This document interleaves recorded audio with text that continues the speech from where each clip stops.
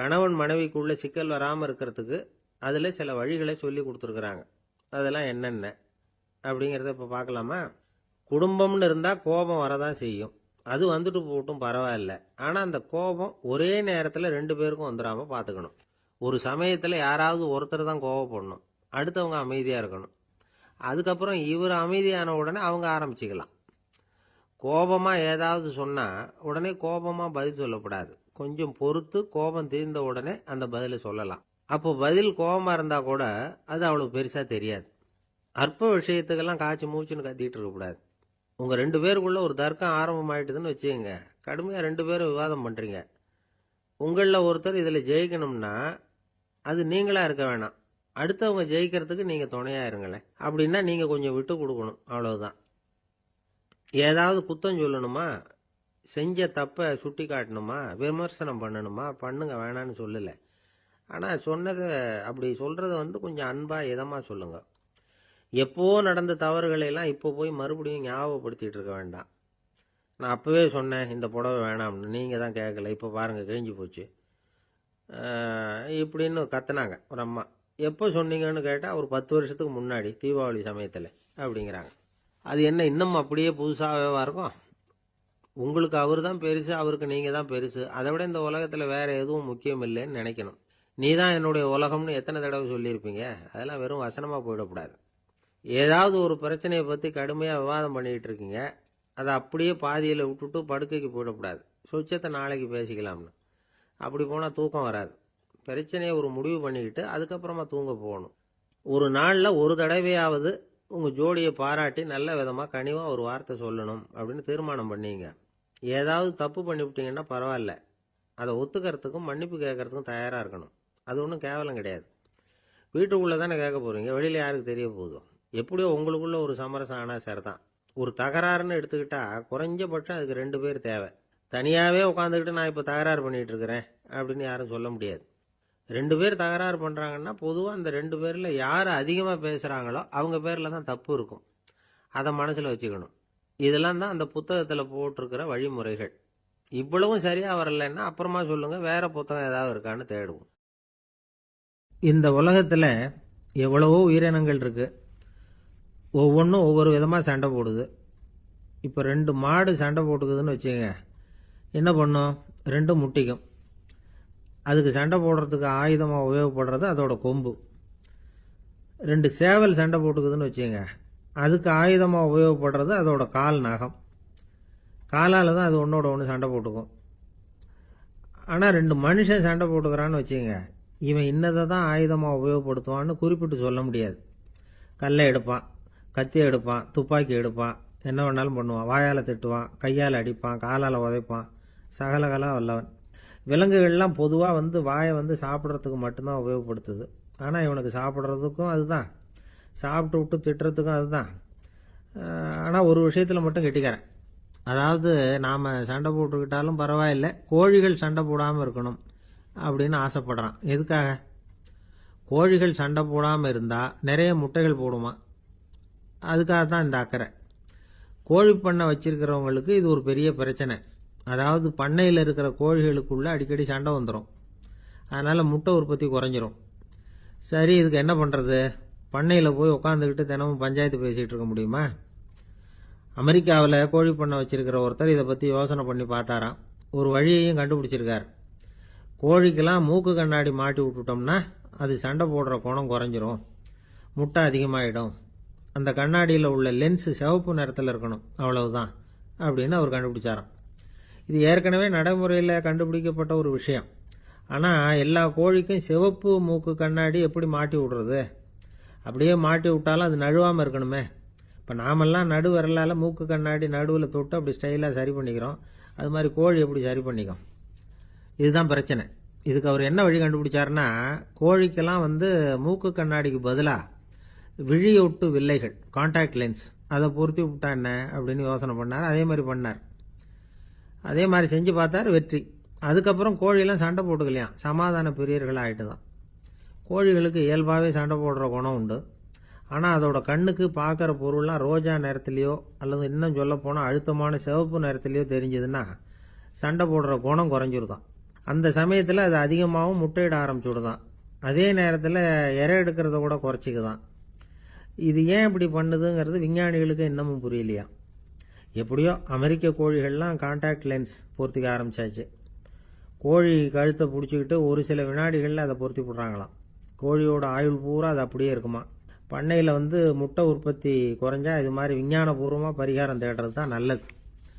நமக்கு வேண்டியப்பட்ட ஒருத்தர் அவர் ஒரு கோழி பண்ணை வச்சிருந்தார். அந்த பண்ணையில் பாதி கோழி திடீர்னு செத்து போச்சு. உடனே ஒரு கால்நடை மருத்துவர்கிட்ட போக வேண்டியது தானே. அங்கே போகல. உள்ளூரில் மந்திரம் பண்ணிக்கிட்டு இருந்த ஒரு சாமியார்கிட்ட போனார். அவர் காலில் விழுந்தார். சாமி, என் பண்ணையில் பாதி கோழி செத்து போட்டுதுன்னார். சாமியார் யோசனை பண்ணார். சரி, பண்ணையில் வாசப்படி கிழக்கு பக்கமாக வச்சிருக்கியா மேற்கு பக்கமாக வச்சிருக்கியான்னு கேட்டார். கிழக்கு பக்கமாக இருக்குன்னார் அவர். அதுதான் தப்பு, மேற்கு பக்கமாக அதை மாற்று சரியாக போடும்னாராம். அதே போல் இவர் போய் மாற்றிவிட்டார். அப்பவும் பாதி செத்து போச்சு. மறுபடியும் சொன்னார், சாமி மறுபடியும் பாதி கோழி செத்து போட்டுதேன்னார். சரி, கூரை எப்படி போட்டிருக்க, ஓடு போட்டிருக்கியா இல்லை கீத்து போட்டிருக்கியான்னார். ஓடு போட்டிருக்கேன்னாராம் அவர். அதுதான் தப்பு, அதை கீத்து போட்டுரும் சரியாக போடும்னாராம். சரின்னு போய் அதையும் மாற்றி பார்த்தார். மறுபடியும் போயிட்டுது, கோழி செத்து போச்சு. வந்தார். மறுபடியும் பாதி செத்து போச்சு சாமின்னு வந்தார். இவரும் யோசனையை மாற்றி மாற்றி சொல்லிகிட்டே இருக்கிறார். இப்படி அவரும் மாற்றி மாற்றி பார்த்தார். 6வது தடவையாக அவரை தேடிட்டு வந்தார். அந்த சமயத்தில் இவர் ரொம்ப தீவிரமாக யோசனை பண்ணி பார்த்துட்டு, அது சரிப்பா, நீயும் என்கிட்ட சளைக்காமல் வந்துகிட்டு இருக்கிற, நானும் யோசனை சொல்லிகிட்டு இருக்கேன். இப்பவும் உங்ககிட்ட சொல்கிறதுக்கு என்கிட்ட யோசனை நிறையா இருக்குது. ஆனால் சோதிக்கிறதுக்கு உங்ககிட்ட கோழி இல்லையே, என்ன பண்ணுறது அப்படின்னாராம் இவர். ஒரு தெருவில் சில சிறுவர்கள் விளையாடிக்கிட்டு இருந்தாங்க. ஏதோ ஒரு உயரமான கல்லை நடுத்தெருவில் வச்சு அதை சுற்றி சுற்றி ஓடி வந்துக்கிட்டு இருக்கிறாங்க. அது என்ன விளையாட்டோ அவங்களுக்கு தான் தெரியும். கொஞ்ச நேரம் அப்படி விளையாடிக்கிட்டு இருந்தவங்க விளையாடி முடிச்சதும் அந்த கல்லை நடுத்தெருவில் அப்படியே விட்டுட்டு அவங்கவுங்க வீட்டுக்கு ஓடி போட்டாங்க. அதுக்கப்புறம் அந்த வழியாக 2 பெண்கள் பேசிக்கிட்டே வந்தாங்க. பேச்சு சுவாரஸ்யத்தில் நடுத்தெருவில் இருந்த அந்த கல்லை கவனிக்கல. காலில் இடிச்சுட்டுது, லேசாக ரத்தம் வந்துட்டுது. வலி தாங்கலை. காலில் இடிச்சுக்கிட்ட பொண்ணு திட்ட ஆரம்பிச்சுட்டுது. வர வர ஊர் உலகம் ரொம்ப கெட்டு போச்சு, யாருக்கும் பொறுப்பே கிடையாது பாரு, இப்படி நடுத்தருவில் பொறுப்பு இல்லாமல் இப்படி கல்லை போட்டு வச்சிருக்கிறாங்களே, இது நியாயமா அப்படின்னு சொல்லி இந்த சமூகத்தை கடுமையாக விமர்சனம் பண்ணிக்கிட்டு அவங்க போயிட்டாங்க. கொஞ்ச நேரம் கழித்து ஒரு வாலிபன் அந்த வழியாக வந்தான். அந்த கல்லை பார்த்தான், நின்னான். ஒரு நிமிஷம் யோசனை பண்ணான். என்ன பண்ணலாம்னு பார்த்தான். தன்னுடைய வீரத்தையும் பலத்தையும் காட்டணும்னு நினைச்சான். பின்னாடி போனான். அப்புறம் வேகமாக ஓடி ஒரு சின்ன ஹை ஜம்ப், அப்படியே துள்ளி குதிச்சான். துள்ளி குதிச்சு தாண்டி அந்த பக்கமாக போய் விழுந்தான். அப்படியே விசில் அடிச்சுக்கிட்டு அவன் பாட்டுக்கு நடந்து போகிறான். அடுத்தபடியாக ஒரு காதல் ஜோடி அந்த வழியாக வந்தது. நடுத்தெருவில் கல் கண்ணில் பட்டது. அவங்க 2 பேரும் ரொம்ப நெருக்கமாக சேர்ந்து வந்துக்கிட்டு இருக்கிறாங்க. நடுவில் கல் இருக்கிறதுனால கொஞ்ச நேரம் 2 பேரும் விலகி மறுபடியும் இந்த பக்கம் சேர்ந்து போகணும். கொஞ்ச நேரம் நாம் பிரிய வேண்டி இருக்குதே அப்படின்னு வருத்தத்தோட முணுமுணுத்துக்கிட்டே இந்த பக்கம் வந்தாங்க. அதுக்கப்புறம் வழக்கம் போல சேர்ந்து அவங்க பாட்டுக்கு எதிர்காலத்தை பற்றி கற்பனை பண்ணிக்கிட்டே போயிட்டாங்க. கடைசியாக அந்த வழியாக பார்வை இல்லாத ஒருத்தர் வந்துக்கிட்டு இருக்கார். அவர் கையில் வழக்கமாக வச்சிருக்கிற அந்த ஊன்றுகோல், கையில் இருக்கிற அந்த ஊன்றுகோலால் தனக்கு முன்னாடி அப்படியும் இப்படியும் அப்படியே தட்டிக்கிட்டு பார்த்துக்கிட்டே அவர் மெதுவாக நடந்து வந்துக்கிட்டு இருக்கிறார். வழியில் இருக்கிற அந்த கல் தட்டுப்பட்டுது. உடனே நடுத்தெருவில் ஒரு கல் இருக்குங்கிறத அவர் புரிஞ்சுக்கிட்டார். உடனே குனிஞ்சார். அந்த கல்லை தடவி பார்த்து எடுத்தார். தெரு ஓரமாக கொண்டுட்டு போய் போட்டார். அதுக்கப்புறம் அவர் பாட்டுக்கு அவர் வழியில் நடந்து போனார். இப்போ இதில் பல பேர் வந்தாங்க போனாங்க. இவங்களில் பார்வை உள்ளவங்க யார், பார்வை இல்லாதவங்க யார்? இப்படி ஒரு கேள்வி கேட்டால் என்ன பதில் சொல்ல முடியும்? கொஞ்சம் யோசிச்சு பார்த்தா இன்னைக்கு பல பேர் இப்படி தான் இருந்துகிட்டு இருக்கிறோம். ஒரு ஆள் பார்க்கறதுக்கு பெரிய மனுஷன் மாதிரி இருக்கார். ஒரு தெரு வழியாக நடந்து வந்துக்கிட்டு இருந்தார். இருட்டு நேரம். வழியில் ஒரு பெரிய கல் கிடந்தது, கருங்கல். பார்த்தார். கொஞ்ச நேரம் யோசிச்சார். போய் தூக்கி பார்த்தா ரொம்ப கனமாக இருந்தது. இன்னொரு ஆள் சேர்ந்தாதான் தூக்க முடியும். இவர் உடனே ரோட்டு ஓரமாக போய் ஒரு மரத்தடியில் உட்காந்துக்கிட்டார். 2 பக்கமும் பார்த்துக்கிட்டே இருக்கார், யாராவது வர்றாங்களான்னு. கொஞ்ச நேரத்தில் ஒருத்தர் வந்தார். இவருக்கு தெரிஞ்சவர். என்னங்க இந்த நேரத்தில் இங்கே உட்காந்துருக்குறீங்கன்னு கேட்டார் அவர். அதோ அந்த கருங்கல் அப்படின்னு சுட்டி காட்டினார். ஓ, அதை தூக்கி ஓரமாக போடணுமா? வாங்க 2 பேரும் தூக்கலான்னார் வந்தவர். நான் அதுக்காக உட்காந்துருக்கலேன்னார் இவர். பின்ன வேற எதுக்காகன்னார் அவர். ஒரு மனுஷன் கருங்கல்லில் காலை இடிச்சுக்கிட்டான்னா எப்படி துள்ளுவான்னு பார்க்கணுங்கிறது எனக்கு ரொம்ப நாளாக ஒரு ஆசை. அதுக்காக தான் உட்காந்துருக்கிறேன் அப்படின்னாராம். ஒருத்தர் ரொம்ப அவசரமாக போய்கிட்டு இருந்தார். எங்கே சார் போகிறீங்கன்னு கேட்டோம். எனக்கு வேண்டியப்பட்ட ஒருத்தருக்கு குழந்தை பிறந்திருக்கிறதாக செய்தி வந்திருக்கு, அதுதான் ஆஸ்பத்திரிக்கு போயிட்டுருக்கேன், பார்த்துட்டு வரலாம்னு அப்படின்னார். அப்படின்னா கொஞ்சம் இப்படி உட்காருங்க அப்படின்னோம். சில விவரம்லாம் சொல்கிறேன் கேட்டுக்கிட்டு போங்க அப்படின்னோம். உட்காந்தார். அப்புறம் சொல்ல ஆரம்பித்தோம். புதுசாக பிறந்திருக்கிற ஒரு குழந்தைய பார்க்க போகிறதுன்னா அது சாதாரண விஷயம் இல்லை. அதில் ரொம்பவும் கவனமாக நடந்துக்கணும். புது குழந்தைக்கு நோய் சுலபமாக தொற்றும். முக்கியமாக காற்று மூலமாக பரவுகிற நோய்கள் சுலபமாக வந்துடும். அதனால் நமக்கு உடம்பு சரியில்லைன்னா குழந்தைய விட்டு கொஞ்சம் தள்ளியே இருக்கிறது தான் நல்லது. பெரியவங்களை பொறுத்த வரைக்கும் சாதாரணமாக உள்ள ஒரு கிருமி கூட குழந்தைய பொறுத்த வரைக்கும் ரொம்ப மோசமான ஒரு கிருமியாக இருக்கும். சில வெளிநாடுகளில் எப்படி தெரியுமா, பிறந்த குழந்தை தூங்கிக்கிட்டு இருக்கிற ஒரு ரூமுக்கு போகணும்னா போகிறவங்க முகமூடி போட்டுக்கணும், காலணிகளை மாற்றிக்கணும், அவ்வளவு சுத்தமாக உள்ளே போய் பார்த்துட்டு வரணும். பொதுவாக சில ஆஸ்பத்திரிகளில் பார்த்தீங்கன்னா பார்வையாளர்கள் நேரத்தில் விசிட்டிங் ஹவர்ஸ் தாயை விட்டு குழந்தைய தனியாக பிரித்து வச்சுருவாங்க. எதுக்குன்னு நினைக்கிறீங்க? அந்த நேரம் பல பேர் வருவாங்க போவாங்க. அவங்க கை கால் சுத்தமாக இருக்காது. சுத்தம் இல்லாத கைகள் மூலமாக கிருமிகள் பரவும். சுத்தம் இல்லாத கைன்னா மண்ணு தூசி படிஞ்சிருக்கிற கை மட்டும் தான் அர்த்தம் இல்லை. சாலையில் கையை வீசிக்கிட்டு நடந்து வர்றீங்க, குழந்தைய பொறுத்த வரைக்கும் அது கூட சுத்தம் இல்லாத கை தான். தாயை தவிர மற்றவங்க குழந்தைய தூக்காமல் பார்த்துக்கிறது நல்லது. தாய் கூட அளவோட கொஞ்சிறதோடு நிறுத்திக்கணும்.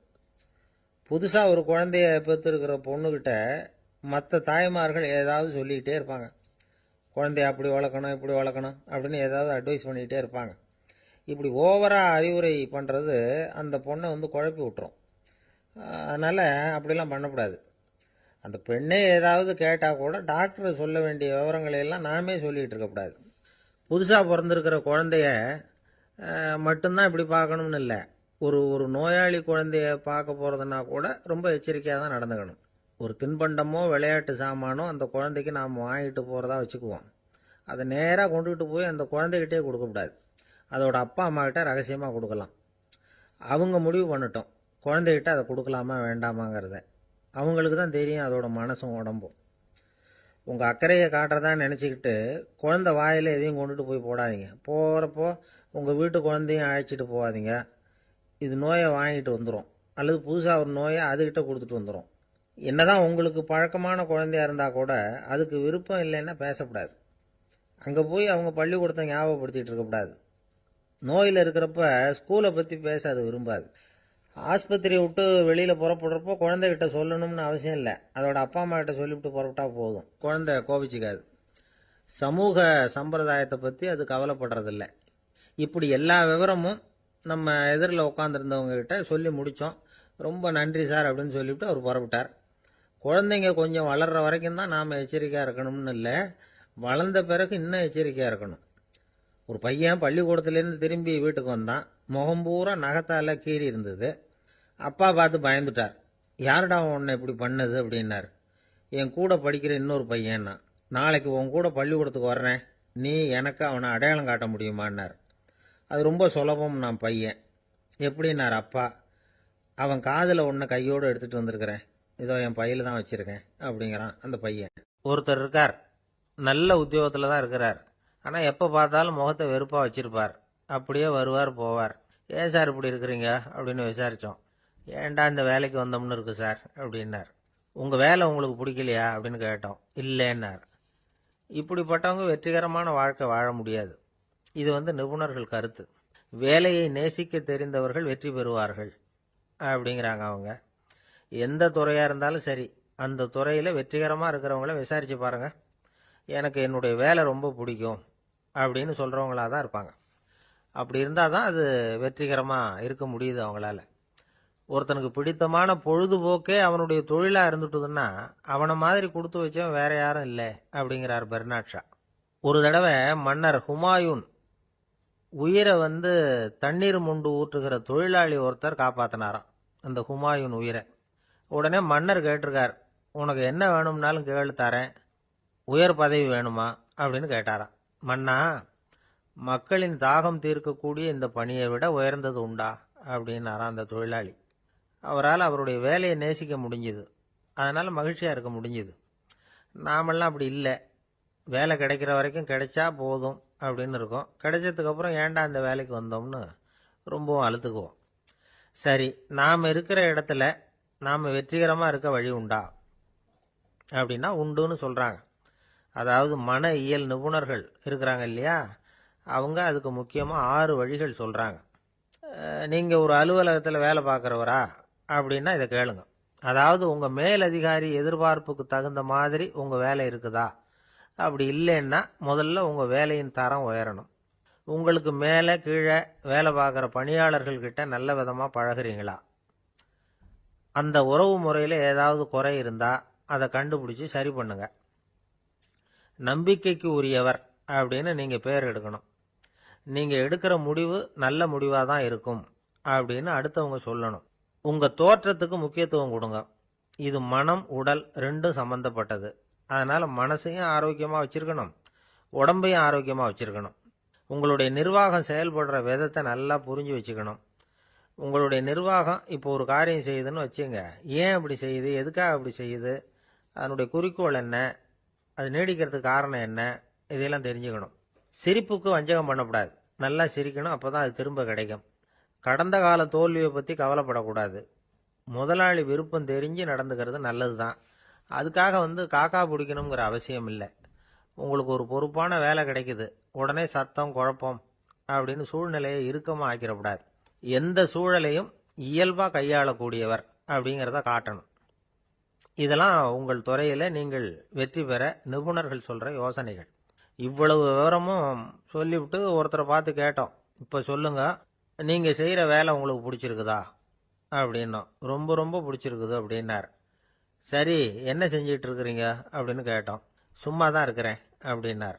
அமெரிக்க ஜனாதிபதி ஆப்ரஹாம் லிங்கன் ஒரு நாள் தன்னோட கோச்சு வண்டியில் தலைநகரான வாஷிங்டனுக்கு போயிட்டு இருக்கிறார். கோச்சு வண்டி ஒரு சாலையில் போயிட்டு இருக்கு. அந்த சாலைக்கு ஒரு பக்கத்தில் பயங்கரமான சதுப்பு நிலம். சதுப்பு நிலம்னா அது புதைகுழி, புதை மணல்ங்கிறோம்ல, அது மாதிரி. அந்த சதுப்பு நிலத்தில் யாராவது மாட்டிக்கிட்டா அவ்வளவுதான், ஆளை கொஞ்சம் கொஞ்சமாக உள்ள அமுக்கிவிடும். தப்பிச்சு கரையேறது கஷ்டம். அப்படிப்பட்ட நிலம் அது. ஆப்ரஹாம் லிங்கன் ஏதோ ஒரு முக்கியமான அரசாங்க வேலையாக போயிட்டு திரும்பி வந்துக்கிட்டு இருக்கிறார். அதனால் அந்த சமயத்தில் அவர் விலை உசந்த ஆடைகளை அணிஞ்சிருக்கிறார். அப்படி அவர் அந்த கோச்சு வண்டியில் வந்துக்கிட்டு இருக்கிறாரு. அந்த சமயத்தில் ஒரு காட்சி அவர் கண்ணில் பட்டுட்டுது. என்ன தெரியுமா? ரோட்டுக்கு பக்கத்தில் இருந்த சதுப்பு நிலத்தில் ஒரு இளம் பன்றிக்குட்டி சிக்கிக்கிட்டு தவிச்சிக்கிட்டு இருக்குது. பரிதாபமாக கத்திக்கிட்டு இருக்குது. அதை பார்த்தார் லிங்கன். அவருக்கு என்ன மாதிரி ஆயிட்டுது. உடனே வண்டியை நிறுத்த சொன்னார். கீழே இறங்கினார். தன்னோட விலை உசந்த ஆடைகளை பற்றி லட்சியம் பண்ணவே இல்லை. தனக்கே ஆபத்து வரலாம்ங்கிறத பற்றியும் கவலைப்படலை. தான் ஒரு குடியரசுத் தலைவருங்கிறத பற்றியும் அவர் நினச்சி பார்க்கல. நேராக அந்த சதுப்பு நிலம் பக்கமாக போனார். அந்த சேத்துல இறங்கி பன்றிக்குட்டியை காப்பாற்றி கரைக்கு கொண்டுட்டு வந்து சேர்த்துட்டார். அதுக்கப்புறம் நிம்மதியாக கோச்சு வண்டியில் ஏறி வெள்ள மாளிகைக்கு வந்து சேர்ந்தார். ட்ரெஸ்ஸு உடம்பு பூரா சேறு சகதி. பார்க்குறவங்களுக்கெல்லாம் ஆச்சரியமாக போச்சு. அவங்களுக்கு ஒன்றும் புரியல. இவர் நேராக ட்ரெஸ்ஸு மாற்றிக்கிறதுக்காக போனார். கோச்சு வண்டி ஓட்டிகிட்டு வந்தவங்கிட்ட போய் எல்லாரும் கேட்டாங்க, என்ன ஆச்சு அப்படின்னு. அவர் வர்ற வழியில் நடந்த விவரத்தை சொன்னார். ஆப்ரஹாம் லிங்கனுடைய இந்த இறக்க குணத்தை எல்லாரும் பாராட்டினாங்களாம், புகழ்ந்தாங்களாம். ஆனால் இதுக்கு லிங்கன் என்ன பதில் சொன்னார் தெரியுமா? தயவு பண்ணி இந்த புகழ்ச்சியான பேச்சையெல்லாம் ஒதுக்குங்க, அதெல்லாம் வேணாம். அந்த சின்ன பிராணி சகதியில் மாட்டிக்கிட்டு துடிச்சிக்கிட்டு இருந்தது, அதை பார்த்தேன். உடனே என்னுடைய இதயத்தில் ஒரு முள்ளு தைச்சது மாதிரி ஒரு உணர்வு. அந்த முள்ளை பிடுங்கி எறிஞ்சேன், அவ்வளவுதான். உண்மையில் அந்த பிராணிக்கு நான் உதவினேங்கிறத விட எனக்கு ஏற்பட்ட இன்னலை போக்கிட்டேன் அப்படிங்கிறது தான் உண்மை. அதுதான் பொருத்தம்.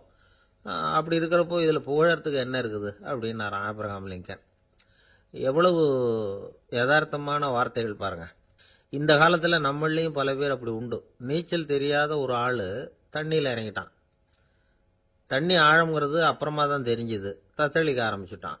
வாழ்னு கத்துறான். கரையில் நின்றுட்டு இருந்த ஒருத்தர் இதை பார்த்தார். உடனே அவருக்கு இதயத்தில் முள்ளு தைச்சது மாதிரி ஒரு உணர்வு. உடனே குபீர்னு தண்ணியில் பாய்ஞ்சார். அவரை காப்பாற்றி கரைக்கு கொண்டுட்டு வந்து சேர்த்தார். இதை பார்த்துக்கிட்டு இருந்த இன்னொருத்தர் காப்பாற்றின அந்த ஆளை பாராட்டி புகழ்ந்தார். என்ன புகழாதீங்க சார் அப்படின்னார் அவர். ஏன்னு கேட்டார் இவர். நான் அந்த ஆளை ஏன் காப்பாற்றினேன் தெரியுமா? அவன் நேற்றுக்கு என்கிட்ட 300 ரூபா கடன் வாங்கியிருக்கிறான். இவன் தண்ணியில் போட்டான்னா நான் கொடுத்த கடனும் தண்ணியில் போடும். அதனால தான் விழுந்து காப்பாற்றினேன் அப்படின்னா அந்த ஆள். அன்பா இருக்கணும்னு அநேக பெரியவங்க சொல்லியிருக்கிறாங்க. நாமளும் அதை கேட்டுட்டு அன்பு காட்டுறதுக்கு தயாரா தான் இருக்கிறோம், அதை வாங்கறதுக்கு தான் ஆளை காணும். இருந்தாலும் அன்புல எத்தனையோ வகை உண்டு. அதை சரியா புரிஞ்சுக்கிட்டு அதுக்கப்புறம் அன்பு காட்ட ஆரம்பிக்கணும். வகையை புரிஞ்சுக்காம அன்பு காட்டினா வம்புல மாட்டிக்க வேண்டியதுதான். அன்புன்னா சாதாரணமா நினைச்சு விடாதீங்க. அதுல எவ்வளவு விதம் தெரியுமா?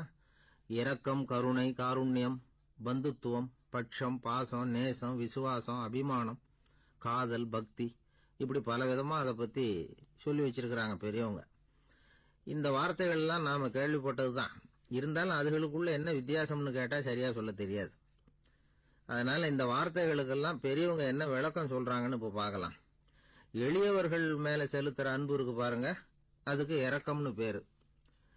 அறிவு பலம், சரீர பலம், இது ரெண்டும் இல்லாதவங்க மேல, அதாவது வலிமையற்றவர்கள் மேல செலுத்துற அன்பு இருக்கு பாருங்க, அதுதான் கருணை. எறும்புல இருந்து யானை வரைக்கும் சகல ஜீவராசிகள் மேலேயும் காட்டுற அன்புக்கு காருண்யம்னு பேரு, ஜீவகாருண்யம். சிவி சக்கரவர்த்தி காட்டின அன்பு இந்த ரகம். உறவினர்கள், சொந்தக்காரங்க, அவங்க வசதியா இருந்தாலும் வறுமையில இருந்தாலும் வித்தியாசம் இல்லாம காட்டுற அன்பு இருக்கு பாருங்க, அதுக்கு பேரு பந்துத்துவம். ஒரு எஜமானன் வேலையாள்கிட்ட காட்டுற அன்பு இருக்கு பாருங்க, அதுக்கு பேரு தான் பட்சம். அவனும் தன்னை மாதிரி மனுஷன்தாங்கிற நினைப்பு வேணும். ஒரு தாய் தன்னுடைய குழந்தை மேல, ஒரு குழந்தை தன்னுடைய தாய் மேல செலுத்துற அன்புக்கு பாசம்னு பேரு. ஈருடல் ஓர் உயிர்னு நினைக்கிறது இது. ராமரும் கௌசலையும் இதுக்கு உதாரணம். தம்மை ஒத்த நண்பர்கள் கிட்ட செலுத்துற அன்புக்கு நேசம்னு பேரு. வயசு, செல்வம், அந்தஸ்து, இந்த வித்தியாசமெல்லாம் பார்க்காம அவங்க சுக துக்கத்துல சமபங்கு எடுத்துக்கிறது இது. கிருஷ்ணன் குசேலர்கிட்ட காட்டினது இந்த ரகம். வேலை செய்யறவன் முதலாளி கிட்ட காட்டுற அன்புக்கு விசுவாசம்னு பேரு. தேசத்து மேலையும் தாய்மொழி பேர்லையும் செலுத்துற அன்புக்கு அபிமானம்னு பேரு. தேசாபிமானம்னு சொல்றமே இதுதான். ஒரு கணவன் மனைவி பேர்ல காட்டுற அன்புக்கு காதல்னு பேரு. கடவுள் பேர்ல செலுத்துற அன்புக்கு பக்தின்னு பேரு. இப்படி அன்புல பல ரகம் இருக்கிறப்போ அதுல உள்ள வித்தியாசம் தெரியாம இடம் மாத்தி அன்பு காட்டினா இடைஞ்சல் தான். சரி, இந்த அன்பை பத்தி விஞ்ஞானம் என்ன சொல்லுது தெரியுமா? இதயத்தை பாதுகாக்கிறதுக்கு முக்கியமா தேவைப்படுற ஒண்ணு இந்த அன்புதான்னு சொல்லுது. நெதர்லாந்து விஞ்ஞானிகள் இதை ஆராய்ச்சி பண்ணியே கண்டுபிடிச்சிருக்கிறாங்க. கொஞ்சம் முயல் குட்டிகளை 2 பிரிவா பிரிச்சாங்க. 2 குரூப்புக்கும் கொழுப்பு அதிகமா உள்ள ஆகாரத்தையே கொடுத்துட்டு வந்தாங்க. ஆனா ஒரு குரூப்புக்கு வெறுமன ஆகாரத்தை கொடுத்ததோட சரி, இன்னொரு குரூப் முயல்களுக்கு ஆகாரம் கொடுத்ததோட நிறுத்திக்கல. அதுக்கு முன்னாடி கூண்டுகளை திறந்து விட்டு முயல்களை கொஞ்ச நேரம் எடுத்து கொஞ்சி விட்டு அதுக்கப்புறமா ஆகாரம் கொடுத்தாராம் ஆராய்ச்சியாளர். இந்த குரூப்புக்கு இதய பாதிப்பு 60% குறைச்சலா இருந்துதான். சில நோயாளிகளுக்கு ஹார்ட் அட்டாக் வந்தாலும் அதை தாங்கிக்கிட்டு குணமாகிற சக்தி அதிகமா இருக்குது. இது எப்படின்னு ஆராய்ச்சி பண்ணி பார்த்துருக்கிறாங்க. அவங்க எல்லாம் மனைவி தன் பேர்ல ரொம்ப அன்பா இருக்கிறதாக நினைக்கிறவங்களா இருக்கிறாங்களாம். இதய நோயாளிகள் பல பேரை சந்திச்சு இதய நோய் ஏற்பட என்ன காரணம்னு கேட்டிருக்கிறாங்க. அவங்க சொன்ன காரணம்லாம் சாப்பாடு சம்பந்தமா இல்லையா, மனைவி அன்பா இல்ல, இப்படிப்பட்ட காரணத்தை தான் சொல்றாங்களாம். அதனால இதயத்தை பாதுகாக்கணும்னு நினைக்கிறவங்க அடுத்தவங்க அன்பா இருக்கிறது மாதிரி பாத்துக்குங்க, அதுதான் முக்கியம். ஒருத்தர் முகம் பூரா பிளாஸ்டரி போட்டுக்கிட்டு வந்தார்.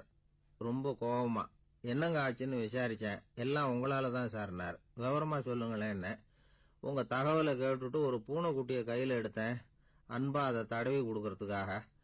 ஆனா அது முந்திக்கிட்டது, அது என் முகத்தை தடவி கொடுத்துட்டுது, முகம் பூரா நகை கீறல், அதுதான் இப்படி அப்படின்னார். அன்புல அறிவு சேராததுனால வந்த அள்ள அள்ள குறையாதது அட்சய பாத்திரம், அது நமக்கு தெரியும், கேள்விப்பட்டிருக்கிறோம். ஆனா போட போட நிரம்பாத ஒரு பாத்திரம் உண்டு. அது என்ன தெரியுமா? நம்மள பல பேர்கிட்ட அந்த பாத்திரம் உண்டு. அதுதான் பேராசை அப்படிங்கிற பாத்திரம். அதை நிறைவு செய்யவே முடியாது. பேராசையை பத்தி சுஃபி இலக்கியத்துல ஒரு பிரபலமான கதை உண்டாம். அதை ஒரு பெரியவர் எடுத்து சொல்லியிருக்கிறார். ஒரு மன்னர் நகர்வலம் போயிட்டு இருக்கார். ஒரு பிச்சைக்காரன் மன்னர் எதிரில் வரான். பிச்சை போடுங்கிறான்.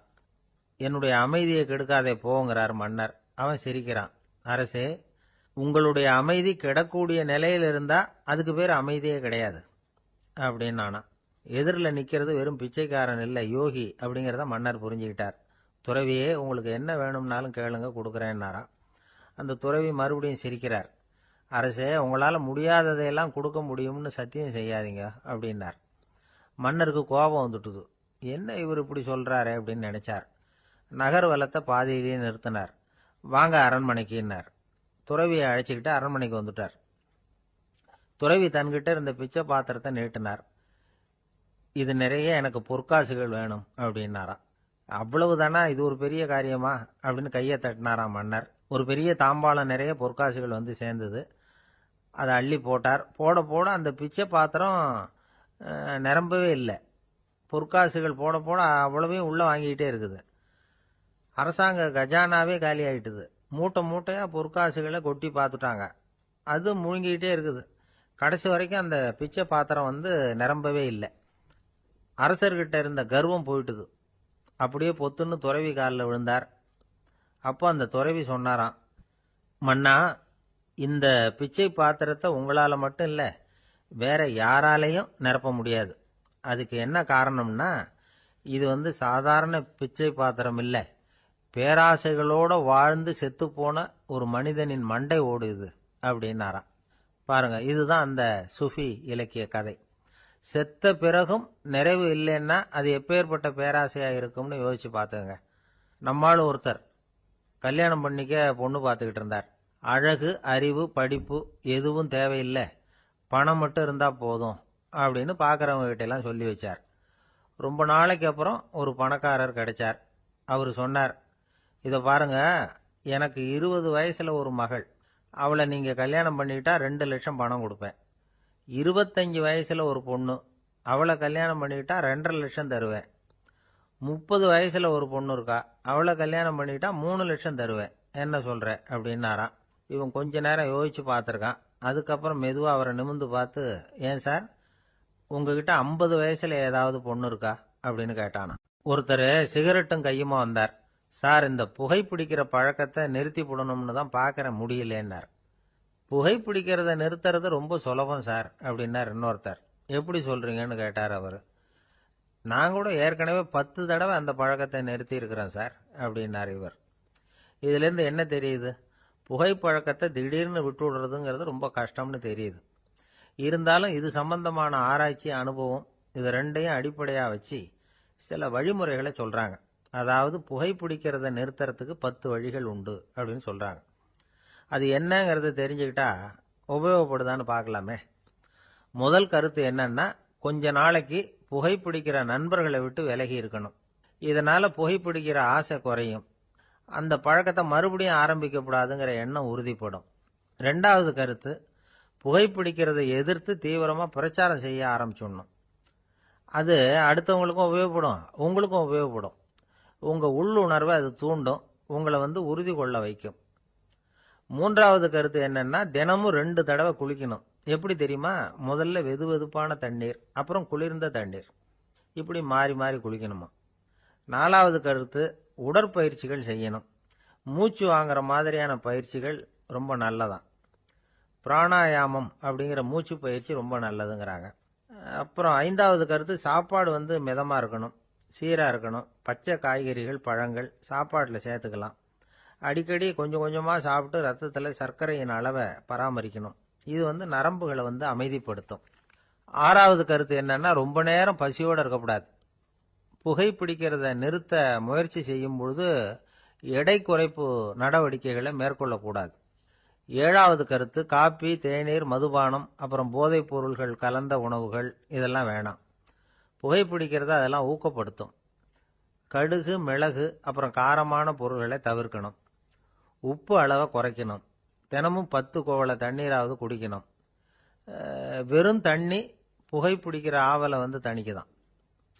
8வது கருத்து, கையில் வந்து சிகரெட்டு, புகையில ஏதாவது இருந்தால் உடனே தூக்கி எறிஞ்சிருங்க. அது கையில் இருக்கிற வரைக்கும் புகைப்பிடிக்கிற ஆசை வந்துக்கிட்டே இருக்கும். 9வது கருத்து என்னன்னா, இறை நம்பிக்கை உள்ளவங்க புகைப்பிடிக்கிற எண்ணம் வர்றப்போவெல்லாம் பிரார்த்தனை செய்ய ஆரம்பிச்சுடலாம். 10வது கருத்து, உங்களுக்கு ரொம்பவும் வேண்டியவங்க யாரோ அவங்க கிட்ட எல்லாம் நீங்க புகைப்பிடிக்கிறத நிறுத்தி விட்டதா சொல்லிவிடுங்க. இந்த 10 வழிகளையும் கடைபிடிக்க ஆரம்பிச்சுட்டா புகைப்பிடிக்கும் பழக்கத்தை நிறுத்தி விடலாம் அப்படின்னு சொல்றாங்க அனுபவப்பட்டவங்க. முயற்சி பண்ணி பார்க்கலாம். ஒரு முக்கியமான இடத்துல நின்றுகிட்டு இருந்தார் ஒருத்தர். அங்க வந்த இன்னொருத்தர், ஏன் சார் இந்த இடத்துல சிகரெட் பிடிக்கலாமா அப்படின்னு அனுமதி கேட்டார். இந்த இடத்துல சிகரெட் பிடிக்க கூடாதுங்க அப்படின்னாரு இவர்.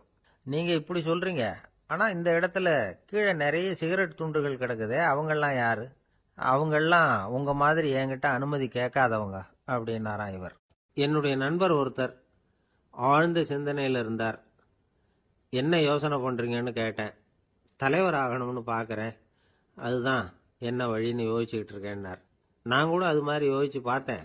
அதுக்கப்புறம் அந்த யோசனையை கை விட்டுட்டேன் அப்படின்னோம். ஏன்னு கேட்டார். அதுக்கான தகுதிகள் நமக்கு இல்லைங்கிறது புரியுது. அது நமக்கு புரியறத விட நம்ம விட மற்றவங்களுக்கு நல்லா புரிஞ்சு போச்சு. அதனால் பேசாமல் கம்முன்னு இருந்துடுறது தான் நல்லது அப்படின்னோம். தலைவர் ஆகிறதுக்கு தகுதிகள் வேற உண்டோ அப்படின்னு கேட்டார். அவர் யதார்த்தமாக தான் கேட்குறார். நாங்கள் உடனே எங்ககிட்ட இருந்த ஒரு புஸ்தகத்தை எடுத்து அவர்கிட்ட கொடுத்தோம். படித்து பாருங்கன்னு. தலைவர் ஆகிறதுக்கு என்ன வழி அப்படிங்கிறத பற்றி அதில் போட்டிருக்கிறாங்க. முதல் வழி என்ன தெரியுமா? ஒரு 4 பேர் முன்னாடி இல்லைன்னா ஒரு கூட்டத்துக்கு முன்னாடி நீங்கள் பேச போகிறீங்க. அப்போ எப்படி ஆரம்பிக்கணும்னா, உண்மையான புகழ்ச்சி, நேர்மையான பாராட்டு, இதோடு ஆரம்பிக்கணும். எடுத்ததுமே அது சரியில்லை இது சரியில்லைன்னு பேசிகிட்டு இருக்கக்கூடாது. மக்களை பார்த்து நீங்கள் தான் தப்பு பண்ணிவிட்டீங்க அப்படின்னு நேரடியாக சொல்லக்கூடாது. தவறு இருந்தாலும் அதை மறைமுகமாக ஏதாவது கதை சொல்லி அதிலிருந்து அவங்க புரிஞ்சுக்கிற மாதிரி செய்யணும். அடுத்தவங்க பண்ண தப்பு என்னன்னு அலசறதுக்கு முன்னாடி நீங்கள் பண்ணின தப்பு என்னங்கிறத பற்றியே பேசுங்க. எதுக்கும் நேரடியாக உத்தரவு போட்டுக்கிட்டு இருக்கக்கூடாது. இதை நீங்கள் செய்யணும் அப்படின்னு சொல்கிறதுக்கு பதிலாக நீங்கள் இப்படி செஞ்சால் எப்படி இருக்கும் அப்படின்னு கேள்வி மாதிரி கேட்கணுமா. இப்படி கேட்டால் அது உத்தரவு மாதிரி தெரியாதான். அடுத்தவங்க மரியாதையை காப்பாற்றுறது மாதிரி பேசணுமா. உங்கள் பேச்சு இன்னொருத்தரை அவமானப்படுத்துறது மாதிரி இருக்கக்கூடாதான். ஏண்டா இவங்கிட்ட போய் மாட்டிக்கிட்டோம்னு யாரும் நினச்சிடக்கூடாது. ஒவ்வொரு சின்ன வளர்ச்சியையும் பாராட்டணும். வெற்றி சாதாரணமாக இருந்தாலும் பாராட்டாமல் இருந்துடக்கூடாது. பாராட்டும் பொழுது தாராளமாக இருக்கணும். குறை சொல்லும் பொழுது கவனமாக இருக்கணும். வாய்க்கு வந்தபடி பேசிவிட்டா அதுக்கப்புறம் வகையாக மாட்டிக்கிட்டு முழிக்க வேண்டியிருக்கும். நீங்கள் பேசுறது இன்னொருத்தருக்கு ஒரு கௌரவத்தையும் மரியாதையும் உண்டு பண்ணுறது மாதிரி இருக்கணும். நீங்கள் பேசுறது அடுத்தவங்களுக்கு இருக்கிற கொஞ்ச நெஞ்ச மரியாதையும் எடுத்து விடுறது மாதிரி இருக்கக்கூடாது. உங்கள் பேச்சை கேட்டால் கேட்குறவங்களுக்கு ஒரு ஊக்கம் வரணும், உற்சாகம் வரணும். தவறு எதுவாக இருந்தாலும் அதை சுலபமாக திருத்திக்கலாம், சரி பண்ணிக்கலாங்கிறது மாதிரி இருக்கணும் உங்கள் பேச்சு. அடுத்தவங்களை சந்தோஷப்படுத்துங்க. உங்கள் யோசனையை கேட்டு நடந்துக்கிறதுனால அந்த சந்தோஷம் அவங்களுக்கு கிடைக்கணும். இந்த தகுதியெல்லாம் உங்ககிட்ட இருந்தால் நீங்கள் ஒரு சிறந்த தலைவராகலாம் அப்படின்னு அந்த புஸ்தகத்தில் போட்டிருக்குது. இந்த காலத்தில் தலைவர் ஆகிறதுக்கு வேற சில தகுதிகள்லாம் கூட தேவைப்படுது. ஒரு புள்ள தன்னுடைய அப்பா கிட்ட, அப்பா உன்ன மாதிரியே நானும் அரசியலில் சேரணும், தலைவர் ஆகணும்னு ஆசைப்படுறேன், இன்னையிலேருந்து எனக்கு அரசியல் பாடம் கற்றுக் கொடு அப்படின்னு கேட்டிருக்கான். அவரும் சரின்னு சொல்லிவிட்டு ஒரு பெரிய ஏணியை எடுத்துகிட்டு வந்தாராம். ஒரு செவுத்தில் சாத்தினார்.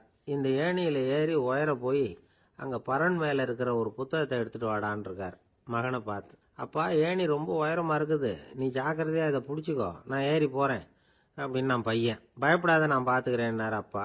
பையன் ஏணியில் ஏறினா உச்சிக்கு போனதும் அப்பா கையை எடுத்துட்டார். ஏணி அப்படியே சரிஞ்சுட்டுது. பையன் பொத்துன்னு கீழே விழுந்துட்டான். இடுப்பை பிடிச்சிக்கிட்டே எழுந்திரிச்சான். என்னப்பா இது, இப்படி என்னை ஏற விட்டுட்டு கையை விட்டுட்டியே, இப்படி கைவிடலாமா அப்படின்னு கத்தியிருக்கான். அப்பா நிதானமாக சொன்னாராம், அவசரப்படாதேப்பா, அரசியலில் இதுதான் முதல் பாடம், பெத்த அப்பனா இருந்தாலும் அவனை நம்பாதே அப்படின்னு உபதேசம் பண்ணார். அவர் ஒரு பெரிய குடும்பத்தில் பிறந்தவர். இருக்கிற சொத்துக்கள் எல்லாத்தையும் வாரி வழங்கிவிட்டு காட்டுக்கு புறப்பட்டார் தவம் செய்யறதுக்காக. இருந்தது பூராவும் கொடுத்துட்டார். இனிமே எதுவுமே இல்லை கொடுக்கறதுக்கு. அப்போ கடைசியா ஒருத்தன் கையை நீட்டினான். ஐயா ஏதாவது கொடுங்கன்னா. அவர் பார்த்தார். கட்டியிருக்கிற வேட்டியை தவிர வேற எதுவுமே இல்லை. 8 முழம் பட்டு வேட்டி, ஜரிகை கரையோடு இருக்குது. கடைசியா அதை தான் எடுத்து கட்டிக்கிட்டு அவர் புறப்பட்டுக்கிட்டு இருக்கிறார். அவர் பார்த்தார், எதிரில் அவன் பரிதாபமாக நின்றுட்டு இருக்கிறான். அந்த 8 முழ வேட்டியை 2ஆக கிழிச்சார். 4 முழத்தை அவங்ககிட்ட கொடுத்துட்டு மீதி 4 முழத்தை தன்னுடைய இடுப்பில் கட்டிக்கிட்டு அவர் காட்டுக்கு போயிட்டார். இவன் என்ன பண்ணான் தெரியுமா? கையில் கிடைச்ச 4 முழத்தை எடுத்துக்கிட்டு கடை வீதிக்கு போனான். பழைய பட்டு வேட்டி ஜருகை இதெல்லாம் விலைக்கு வாங்குற வணிகர் ஒருத்தர் இருந்தார். அவர்கிட்ட போனான். இதை விலைக்கு எடுத்துக்கிறீங்களான்னு கேட்டான். அவர் வாங்கி பார்த்தார். ஆகா, ரொம்ப அருமையான வேட்டி, விலை வசந்த ஜருகை, இது ஏது உனக்குன்னு கேட்டார். அவன் நடந்ததை சொன்னான். அப்படின்னா ஒன்று செய், இந்த வேட்டியோட இன்னொரு பாதியையும் மெதுவாக வாங்கிட்டு வந்துரு, உனக்கு நிறைய பணம் தரேன் அப்படின்னார் அந்த வணிகர். இவன் கொஞ்சம் யோசனை பண்ணி பார்த்தான். கொஞ்சம் இருங்க, அதை வந்து விடுறேன் அப்படின்னு சொல்லிவிட்டு நேராக காட்டுக்கு போனான். அவர் எங்கே இருக்காருன்னு தேடி கண்டுபிடிச்சான். அவர் ஒரு இடத்துல தவக்கோலத்தில் இருக்கிறார். கட்டியிருந்த இடைவேட்டியும் அவரை அறியாமலே நழுவி கீழே விழுந்து கிடக்குது. இவனுக்கு ரொம்ப வசதியா போச்சு. அவரை கேட்க வேண்டிய அவசியமே இல்லை. மெதுவா சத்தம் போடாம அடிமேல அடி வச்சு நெருங்கினான். அவர் கண்ணை மூடிக்கிட்டு அவர் பாட்டு நின்றுகிட்டு இருக்கார். இவன் மெதுவா போய் கீழே கிடந்த அந்த துணியை எடுத்துக்கிட்டு சத்தம் போடாம திரும்பி நடந்தான். அப்படி கொஞ்ச தூரம் நடந்திருப்பான். அப்படி ஓட ஆரம்பிக்கிற சமயத்தில் அவன் காலில் கீழே கிடந்த முள்ளு ஒன்று நறுக்குன்னு தச்சு விட்டுது. வலி தாங்க முடியாம அம்மான்னு கத்திவிட்டான். இந்த சத்தத்தினால கண்ணை மூடி நின்றுகிட்டு இருந்த அவர் தவம் கலைஞ்சுது. மெதுவா கண்ணை திறந்து பார்க்கறார். தன் இடையில இருந்த வேட்டி அவன் கையில் இருக்கு. இப்போ அவர் நினைக்கிறாராம், இந்த வேட்டி மேல நான் வச்ச ஆசை அல்லவா அவனை திருடன் ஆக்கிவிட்டுது அப்படின்னு நினைச்சாராம். இது எப்பேற்பட்ட மனநிலைங்கிறத கொஞ்சம் யோசிச்சு பாருங்க. தான் ஒரு பொருள் மேல வைத்த பற்று இன்னொரு மனிதன் திருடனா ஆகிறதுக்கு காரணம் ஆயிட்டுதே அப்படின்னு நினைக்கிறார். அப்படி நினைச்ச அவர் யார் தெரியுமா? அவர் தான் மகாவீரர். இழந்துட்டேங்கிறியே, நீ என்னத்தை கொண்டு வந்த இங்க இழக்கிறதுக்கு? நீ என்னத்தை உண்டாக்குன இது அழிஞ்சுட்டுதுன்னு சொல்றதுக்கு? இது அவருடைய சிந்தனை. இன்னைக்கு நம்ம சிந்தனையெல்லாம் வேற மாதிரி இருக்குது. ஒருத்தன் நடுத்தெருவில் உட்காந்து அழுதுகிட்டு இருந்தான். அந்த வழியா வந்தவர் கேட்டார், ஏன்ப்பா அழற அப்படின்னு கேட்டார். 5 ரூபா சார், இந்த இடத்துல விழுந்துட்டுது, ரொம்ப நேரமா தேடுறேன், கிடைக்காது போல இருக்கு அப்படின்னா. எப்போ தொலைஞ்சுது அப்படின்னு கேட்டார். அது எனக்கு தெரியாது சார், பணத்தை தொலைச்சவன் தேடி பார்த்துட்டு போயிட்டான், நான் அவனுக்கு பின்னாடி தேட வந்தவன் அப்படின்னு சொல்லிவிட்டு மறுபடியும் தேட ஆரம்பிச்சாங்க. ஒரு பெரியவர்கிட்ட பேசிக்கிட்டு இருந்தேன். அவரு என்கிட்ட ஒரு கேள்வி கேட்டார். திருடர்கள் எத்தனை வகை தெரியுமா உனக்கு அப்படின்னார். இதுதான் அவர் கேட்ட கேள்வி. எதுக்காக என்ன பார்த்து அந்த கேள்வி கேட்டாரு தெரியல. இருந்தாலும் நான் அவருக்கு பதில் சொன்னேன். திருடர்கள்ல எத்தனையோ வகை உண்டுங்க. கார் திருடன், சைக்கிள் திருடன், முகமூடி திருடன், இப்படி சொல்லிட்டே போலாம். இருந்தாலும் என்னுடைய சிற்றறிவுக்கு எட்டின வரையில திருடர்களை 2 வகையா பிரிக்கலாம் அப்படின்னு நினைக்கிறேன். ஒன்னு ராத்திரியில திருடுற திருடன், இன்னொருத்தன் பகல்ல திருடுற திருடன். அதாவது பகல் திருடன், ராத்திரி திருடன் அப்படின்னு பெரியவர் சிரிச்சார். என்ன சிரிக்கிறீங்களே? என்ன கள்வர்கள் 4 வகை அப்படின்னு ஆரம்பிச்சார். எப்படின்னு கேட்டேன். சாப்பாட்டுக்கு இல்லாம திருடுறாங்க பாருங்க, அது ஒரு வகையாம். சாப்பாட்டுக்கு இருந்தும் திருடுறாங்க பாருங்க, அது ஒரு வகையாம். இதை தவிர இன்னும் ஒரு 2 வகை திருட்டு உண்டு. அது என்னன்னா, ஆண்டவன் கிட்ட இருந்து நாம திருடுற திருட்டு, இன்னொன்னு என்னன்னா நம்ம கிட்ட இருந்து ஆண்டவன் திருடுற திருட்டு அப்படின்னார். எனக்கு ஒன்றும் புரியல. என்ன சார் இது, ஆண்டவனையே திருடன்னு சொல்றீங்களே அப்படின்னு ஆச்சரியமா. ஆமாங்க, ஆண்டவனை கள்வன்னு சொல்றது இல்லையா? காஞ்சிபுரத்துக்கு பக்கத்துல திருக்கார்வனம் அப்படின்னு ஒரு ஊர் இருக்கு.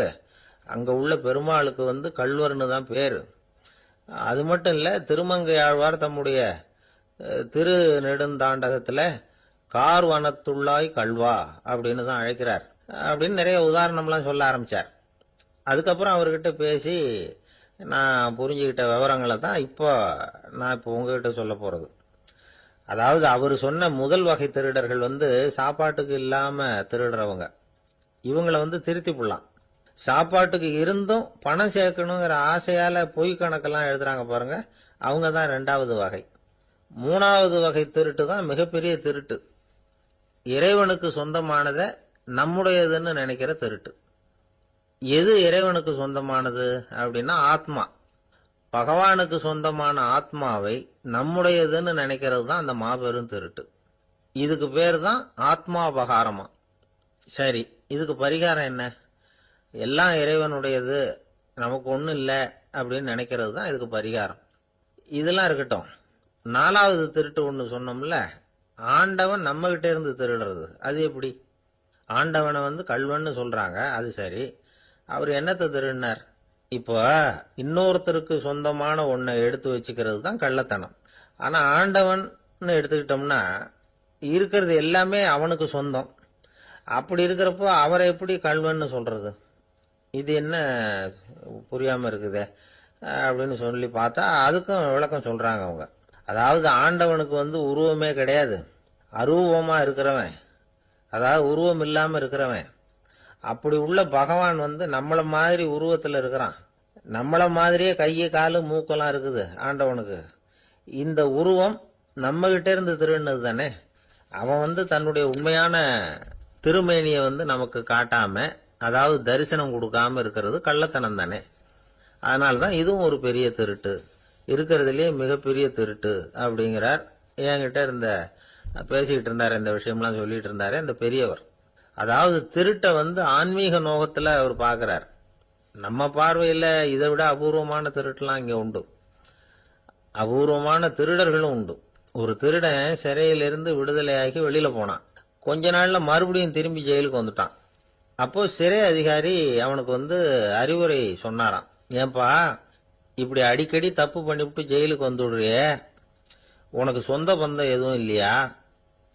உனக்கு அப்பா, அண்ணன், தம்பிகள் அவங்க கூட எல்லாம் சேர்ந்து வாழணுங்கிற ஆசை இல்லையா அப்படின்னு கேட்டிருக்கார். அவங்களோட சேர்ந்து வாழணுங்கிற ஆசை எனக்கு நிறைய உண்டுங்க சார் அப்படின்னு அவன். அப்புறம் எதுக்கு இப்படி ஜெயிலுக்கு வந்துடுற அப்படின்னாரான் அவரு. அவங்க எல்லாருமே இங்கே தானே சார் இருக்காங்க அப்படின்னு அவன். நம்ம கிட்ட ஒருத்தன் தப்பா நடந்துகிட்டானா உடனே நாம என்ன செய்வோம்? கையை ஓங்கிட்டு அவனை அடிக்க போவோம். நாம அவங்கிட்ட அவனை விட ஒருபடி மேலா தப்பா நடந்துக்குவோம். ஆனா பெரியவங்கெல்லாம் அப்படி நடந்துக்கிறது இல்லை.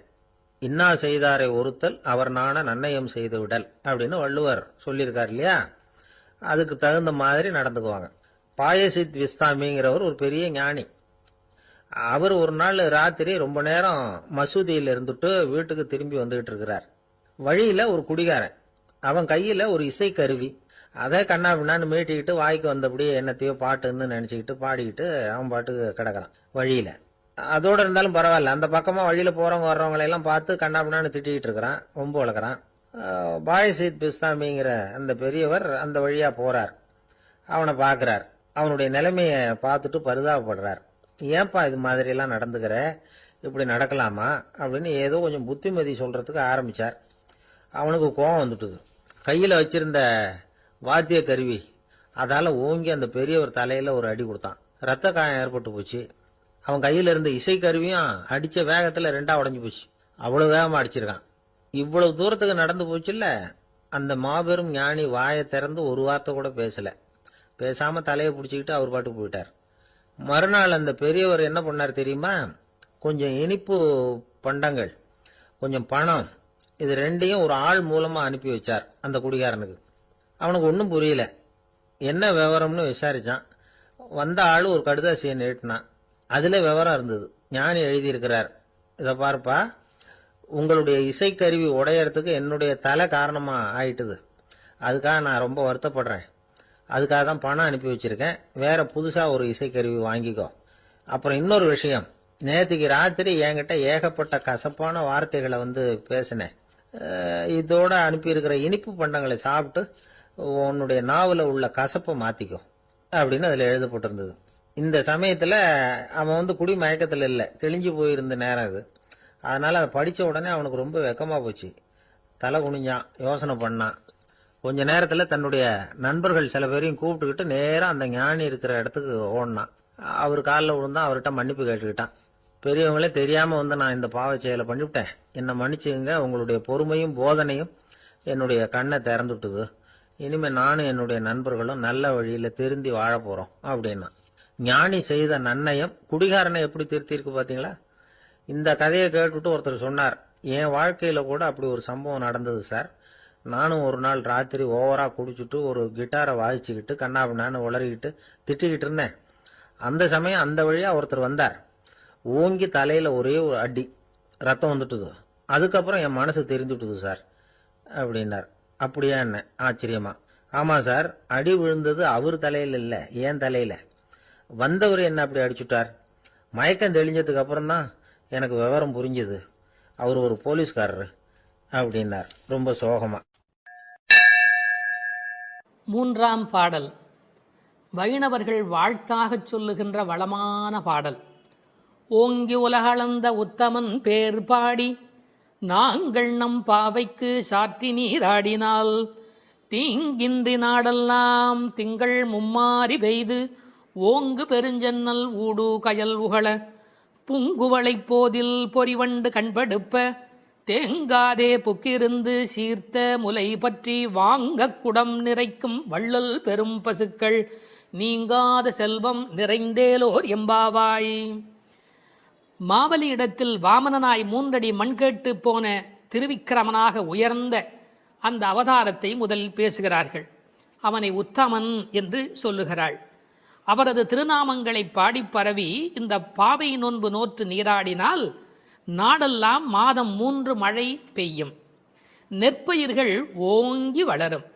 விளைந்த அந்த சென்னற் பயிர்களின் ஊடே கிடக்கும் நீரில் கயல் மீன்கள் துள்ளி விளையாடும். பூத்துள்ள குவளை மலர்களிலே அழகிய வண்டுகள் உறங்கி மகிழும். நீர்வளத்தால் நிலவளம், அதாவது வள்ளல் தன்மையுடைய பெரும் பசும் கூட்டங்கள் எங்கும் நிறைந்திருக்கும். மடிகனத்த காரணத்தால் தொட்ட மாத்திரத்தில் குடம் குடமாக அந்த பசுக்கள் கொடுக்கின்ற வள்ளல் பெரும் பசுக்கள்.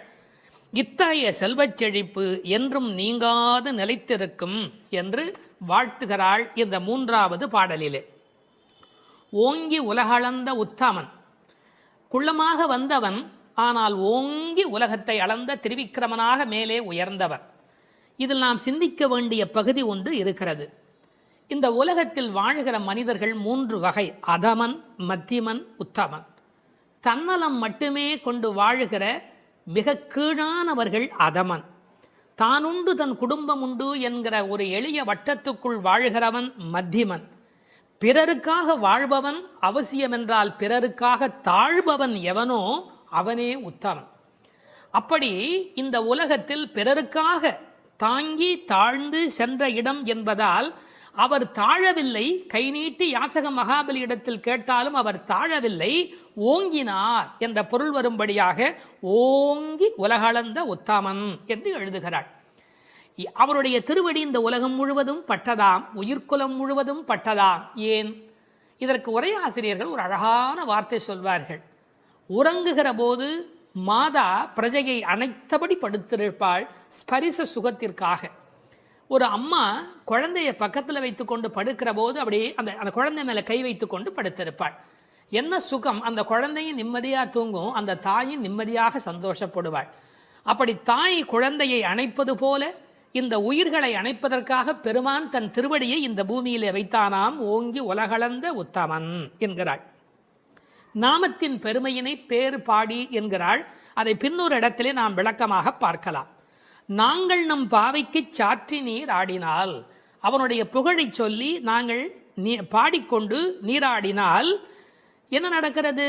ஒரு விஷயம், கடவுளை அடைவதற்கு யாகம் செய்ய வேண்டும், தவம் செய்ய வேண்டும், மந்திரம் செய்ய வேண்டும் என்று 100கணக்கான நிபந்தனைகளை எல்லாம் உலகத்தில் சொல்கிறார்கள். எங்கள் ஆண்டாள் அன்னையோ மிக எளிமையான வழி சொல்லுகிறாள். பேசாமல் நீங்கள் அவனுடைய பெயரை சொல்லிக்கொண்டு குளியுங்கள். நாங்கள் நம் பாவைக்கு சாற்றி நீராடினால், குளிப்பதை போன்று எளிமையானது கடவுளை அடைவது என்கிற ஒரு அற்புதமான பொருளை சொல்கிறாள். சடங்குகளுக்குள் சிக்கிக்கொண்டு சங்கடப்படாதீர்கள். நீங்கள் அவனை பாடும் பக்தி ஒன்றே போதுமானது, அவனது நாமத்தை சொல்லுகிற நாம சங்கீர்த்தனமே உங்களுக்கு போதுமானது என்ற பொருளிலே it is so simple. Involvement, பக்தர்களின் பங்கேற்பு இருக்கும்படியாக நாங்கள் நம் பாவைக்கு சாற்றி நீராடினால் மழை பெய்யும். எப்படி பெய்யும்? தீங்கின்றி நாடெல்லாம் திங்கள் மும்மாறி. இப்போதெல்லாம் வானிலை அறிக்கை சொல்லுகிறவர்கள் இந்த மாவட்டத்தில் பெய்யும், அந்த மாவட்டத்தில் கனமழை பெய்யும், இந்த மாவட்டத்தில் தூறல் போடும், இந்த மாவட்டத்தில் பெய்யாமலேயே போகும் என்று விட்டு விட்டு விட்டு விட்டு மழை பெய்வதை பற்றி பிட்டு பிட்டு பிட்டு பிட்டு வைத்துக் கொண்டிருப்பார்கள். ஆனால் எங்கள் ஆண்டாள் அப்படி அல்ல. தீங்கின்றி நாடெல்லாம் திங்கள் மும்மாறி பெய். ஒரு இடத்துல கூட பஞ்சம் இருக்கக்கூடாது. எல்லா பக்கமும் மழை கொட்டு கொட்டு கொட்டு என்று கொட்டி, ஆனால் தீங்கு இருக்கக்கூடாது. வரக்கேடும் வெள்ளக்கேடுமாய் என்பார்கள். பெய்மழை வேண்டும், பேய்மழை வேண்டாம். அளவாக பெய்ய வேண்டும், வாழ வைக்கக்கூடிய அளவிலே பெய்ய வேண்டும். மாதம் மும்மாறி, திங்கள் மும்மாறி பெய்து என்கிறார். 9 நாள் வெயிலும் 1 நாள் மழையுமாய் என்று உரை எழுதுவார்கள். மண்ணினுடைய வயிறு உள்வாங்கக்கூடிய வகையில வெயில் காய வேண்டும், பிறகு ஒரு மழை பெய்ய வேண்டும், வெயில் காய வேண்டும், பிறகு ஒரு மழை பெய்ய வேண்டும். அப்படி பெய்யக்கூடிய மழைதான் தீங்கின்றி உலகத்தை வாழ வைக்கும். மும்மாறி என்றார்களே, யாருக்காக மும்மாழி? வேதம் போதிய வேதியர்க்கு ஒரு மழை, நீதி மன்னர் நெறியினர்க்கு ஒரு மழை, மாதர் கற்புடை மங்கையர்க்கு ஒரு மழை என்று 3 மழை பெய்யும். மழை என்றால் சாதாரணமானதா? மழைதான் மண்ணின் தாய்ப்பால்.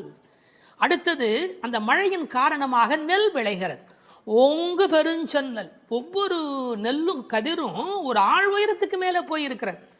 பழைய காலத்து விவசாயம் தெரிந்தவர்களுக்கு தெரியும், மிக உயரமாக பயிர் இருக்கும்.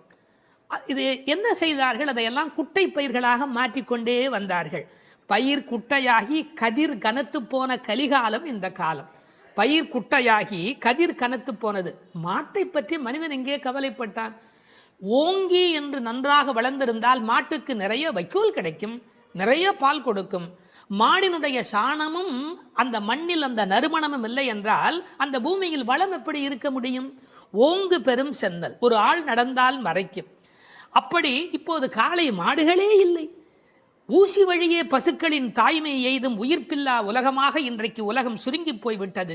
எனவே மாடுகளை பற்றி கூட கவலைப்படக்கூடிய வகையிலே மாடுகள் தானே பெரும் செல்வம். ஓங்கு பெருஞ்சென்னல் என்று எழுதுகிறாள். பிறகு பூங்குவளை போதில் அங்கு வளர்ந்திருக்கிற குவளைப்பூக்கள், அதில் புள்ளிகள் உடைய வண்டு படுத்திருக்கிறது, பொறிவண்டு கண்படுப்பு, அவை தூங்கி கொண்டு இருக்கின்றன. அதாவது ஒரு பூவில் போனாலேயே அவ்வளவு தேன் கிடைத்து விடுவதாலே அவை இன்னொரு பூவுக்கு வண்டு பறந்து பறந்து போகும். வண்டு மாதிரி பூ விட்டு பூ தாவுகிறான் என்பார்கள். இப்போ எப்படி அல்ல, ஒரே பூவிலேயே வேண்டிய அளவு தேன் கிடைத்து விடுவதால் மயங்கி கிடக்கின்றன. வண்டுகள் அப்படி இருக்கின்றன. மாடுகள் எப்படி இருக்கின்றன? தேங்காதே புக்கிருந்து சீர்த்த முலை பற்றி, கொஞ்சம் கூட அதில் பால் நிற்பதில்லை, அது பாட்டுக்கு கொட்டி கொண்டே இருக்கிறது. கரப்பின்றி கறக்கும். தமிழிலே கரப்பு என்று இடையினரை பயன்படுத்தினால் வஞ்சனையாக வைத்துக் கொள்ளுதல். கரப்பு என்றால் வலிந்து அதிலிருந்து பாலை எடுத்தல். கரப்பின்றி கறக்கக்கூடிய பசுக்கள் இவை. ஒழித்து வைத்துக் கொள்வதே இல்லை. தேங்காது புக்கு இருந்து சீர்த்த முகை பற்றி, கனத்த மடி, அப்படி தொட்டால் போதும் அந்த குடத்தை தானே நிறைத்து விடுகின்றன. வாங்க, அது பாத்திரத்தை மாற்றி இன்னொன்று வைக்கணும், அவ்வளவுதான். வாங்க குடம் நிறைக்கும் வள்ளல் பெரும் பசுக்கள்.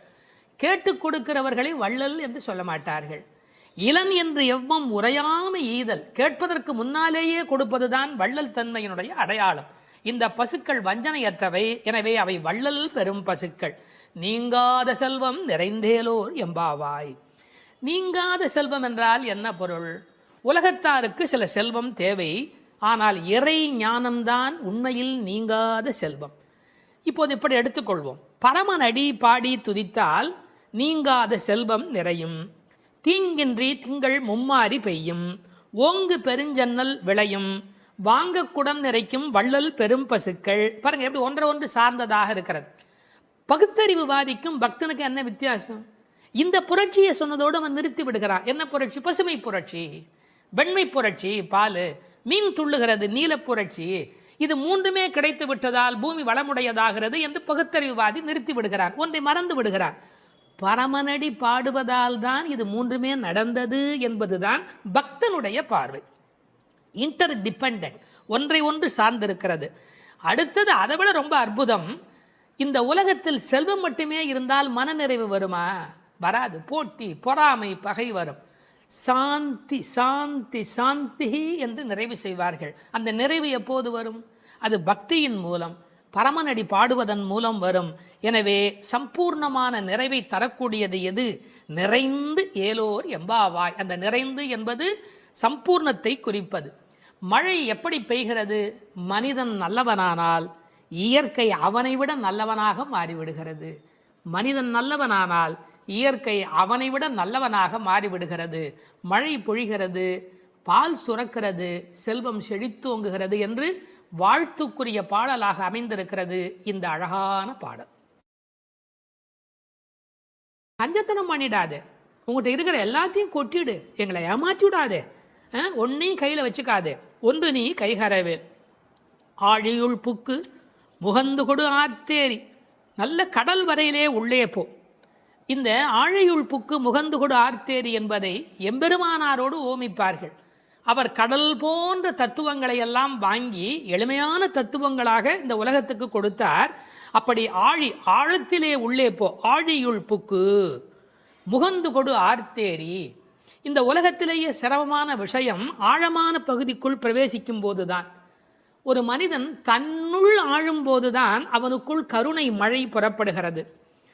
முகந்து கொடு ஆர்த்தேரி, அதாவது ஒரு ஆடியோ எஃபெக்ட். அது எப்படி சத்தம் கொடுத்து கொண்டு இடி இடிக்கிறது என்று ஆர்த்து ஏரி. இந்த மேகம் வெள்ளையா இருக்கிறது, அது சிவப்பாக மாறுகிறது, கருப்பாக மாறுகிறது. கம்பன் பாடுகிற போது சொல்வார், நீரணிந்த கடவுள் நிறத்தவான் ஆரணிந்து சென்று ஆர்களி மேய்ந்து. சிவபெருமான் மாதிரி வெள்ளையா இருக்கிறது, சேரணிந்த முலைத்திரு நங்கைதன் வீரணிந்தவன் மேனையின் மீண்டது. திருமகள் கணவன் போல அது கருப்பாகி வெளியிலே வருகிறது. வெள்ளையிலிருந்து அது கருப்பு மேகமாக மாறுகிறது. எல்லோரும் கருப்பை வெள்ளையாக்குவார்கள், இங்கு வெள்ளை கருப்பாகிறது. பார்க்கெல்லாம் தலைவனாக விளங்குகின்ற பரந்தாமன் இருக்கிறானே, அவன் போல என்று மேகத்தை பார்க்கிற போது கூட பரந்தாமனை பற்றிய சிந்தனை இங்கு நம்முடைய மனதில் பதியும்படி பாடுகிறாள். எப்படி? ஊழி முதல்வன் உருவம் போல் மெய்கருத்து. இது வீடியோ. ஆர்த்தேரி என்பது ஆடியோ. இப்போது கண்ணுக்கு முன்பாக கொண்டு வந்து நிறுத்துகிறாள். ஊழி முதல்வன், இந்த உலகத்தின் கடைசி காலத்தினுடைய தலைவனாக அவன் விளங்குகிறான். அவனுடைய உருவம் எப்படி மெய் கருத்து விளங்குகிறதோ அதுபோல் நீ இருக்க வேண்டும். காக்கை சிறகினிலே நந்தலாலா நிந்தன் கரிய நிறம் தோன்றுதையே நந்தலாலா என்று கண்ணனுடைய கருப்பை மகாகவி பாரதி அனுபவித்தார் அல்லவா? அதுபோல அந்த உருவம் மெய்கருத்து விளங்குகிறது.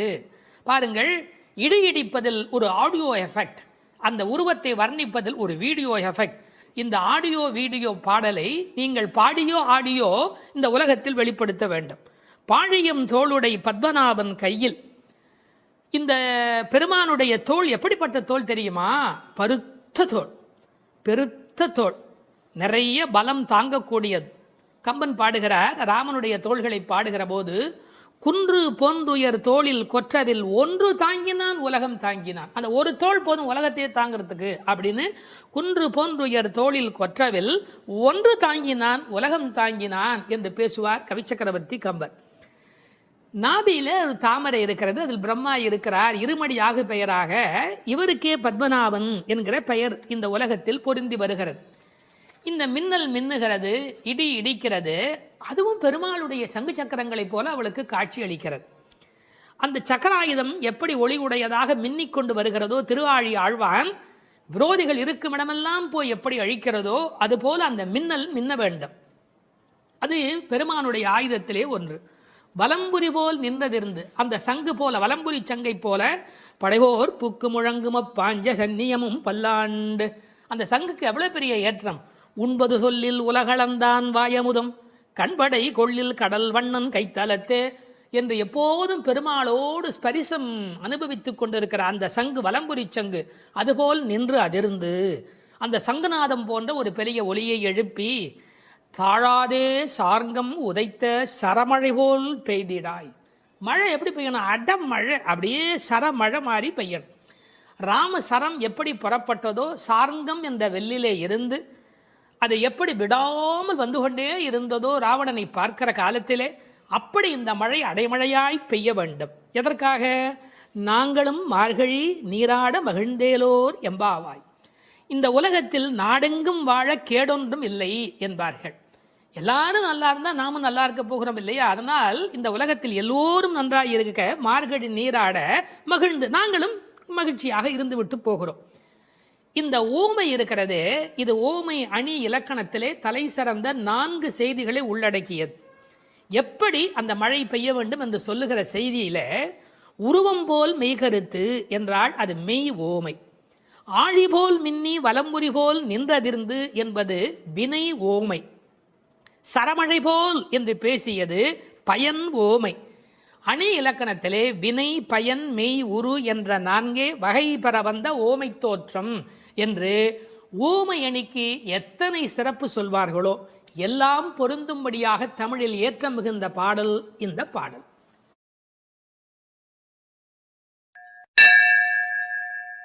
பாவங்களை நீக்கும் 5வது பாடல்.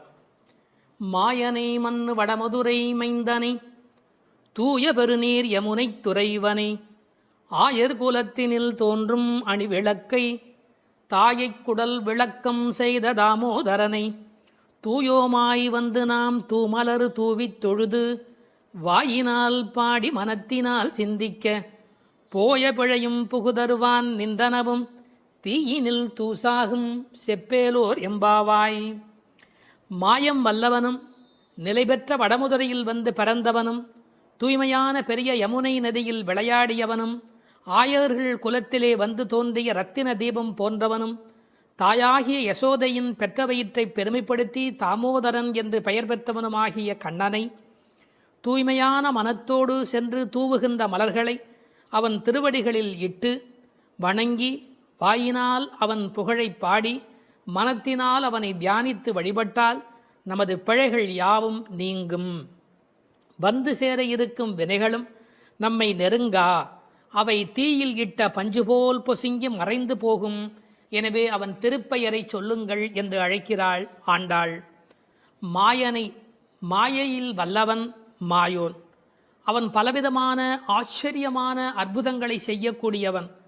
எத்தனையோ அசுரர்கள் விதவிதமான வடிவங்கள் எடுத்து அழிக்க வந்தபோது அவர்களோடு பலவிதமான விளையாடலை நிகழ்த்தியவன்.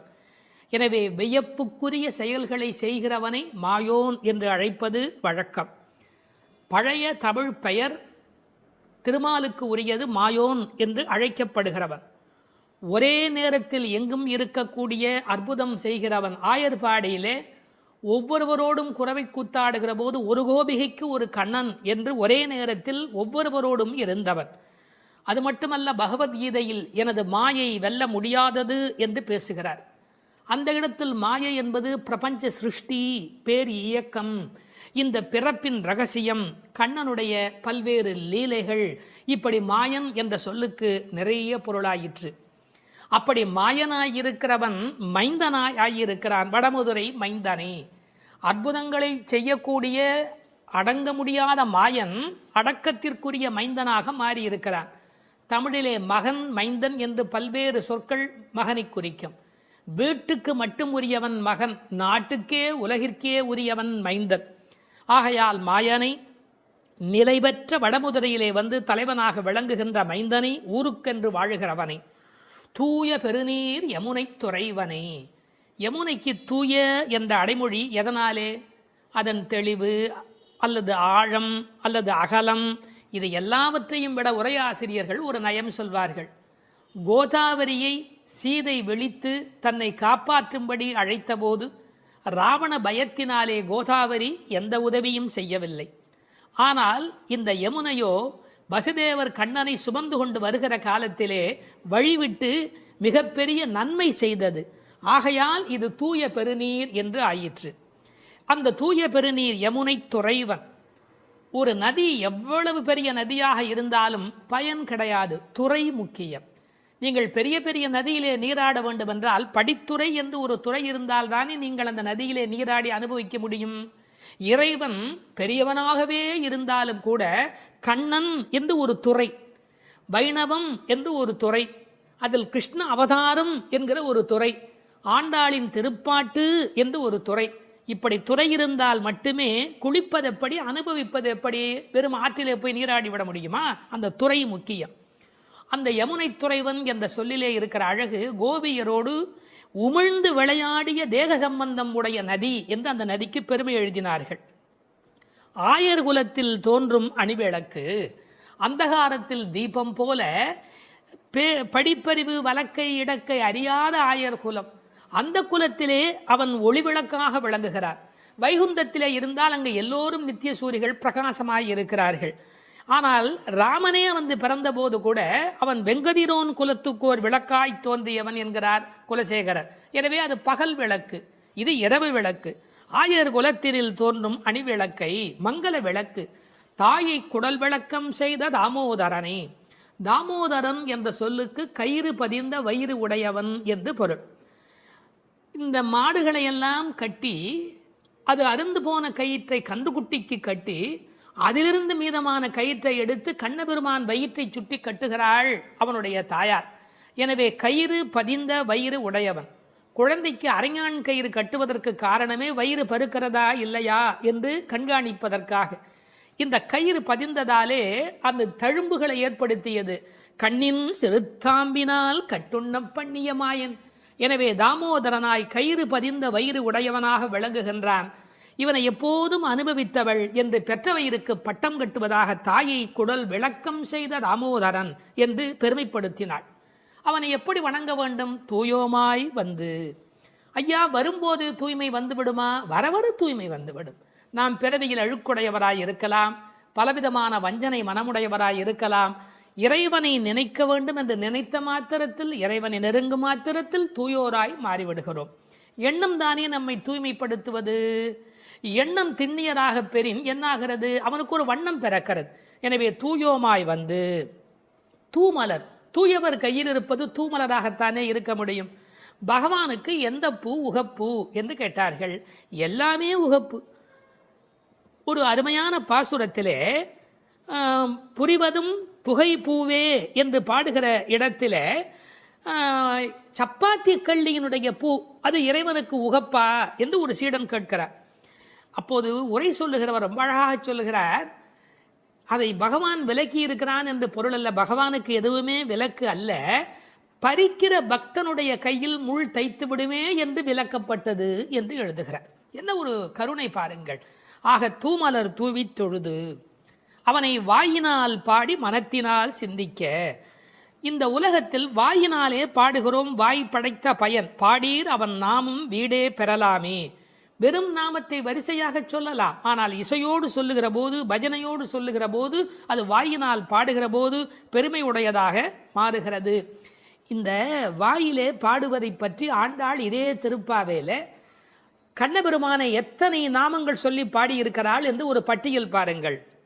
நந்தகோபன் குமரன், யசோதை இளம் சிங்கம், கதிர்மதியம் போல் முகத்தான், நாராயணன், பார்க்கடலுள் பையத்து இன்ன பரமன், ஓங்கி உலகளந்த உத்தமன், ஊழி முதல்வன், பத்மநாபன், மாயன், வடமதுரை மைந்தன், யமுனை துறைவன், ஆயர்குல அணி விளக்கு, தாமோதரன், புள்ளரையன், வள்ளத்தரவியில் துயிலமர்ந்த வித்து, மூர்த்தி, கேசவன், மாவாய் பழந்தான், தேவாதி தேவன், மாமாயன், மாதவன், வைகுந்தன், புண்ணியன், முகில்வண்ணன், மனத்துக்கினியான், புள்ளின் வாய் கீண்டான், பொல்லா அரக்கனை கிள்ளி களைந்தான், சங்கொடு சக்கரம் ஏந்தும் தடக்கையன், பங்கைய கண்ணன், வல்லானை கொன்றான், மாற்றாரை மாற்றழிக்க வல்லான், மணிவண்ணன், உம்பர் கோமான், மலர் மார்பன், கலியே, செப்பமுடையாய், திரளுடையாய், விமலா, ஊற்றமுடையாய், பெரியாய், சுடரே, பூவை பூவண்ணா, அன்றி உலகம் அளந்தாய், தென்னிலங்கை செற்றாய், பொன்றச் சகடம் உடைத்தாய், கன்று குணிலாய் எறிந்தாய், ஒருத்தி மகன், நெடுமால் மால், ஆலின் இலையாய்,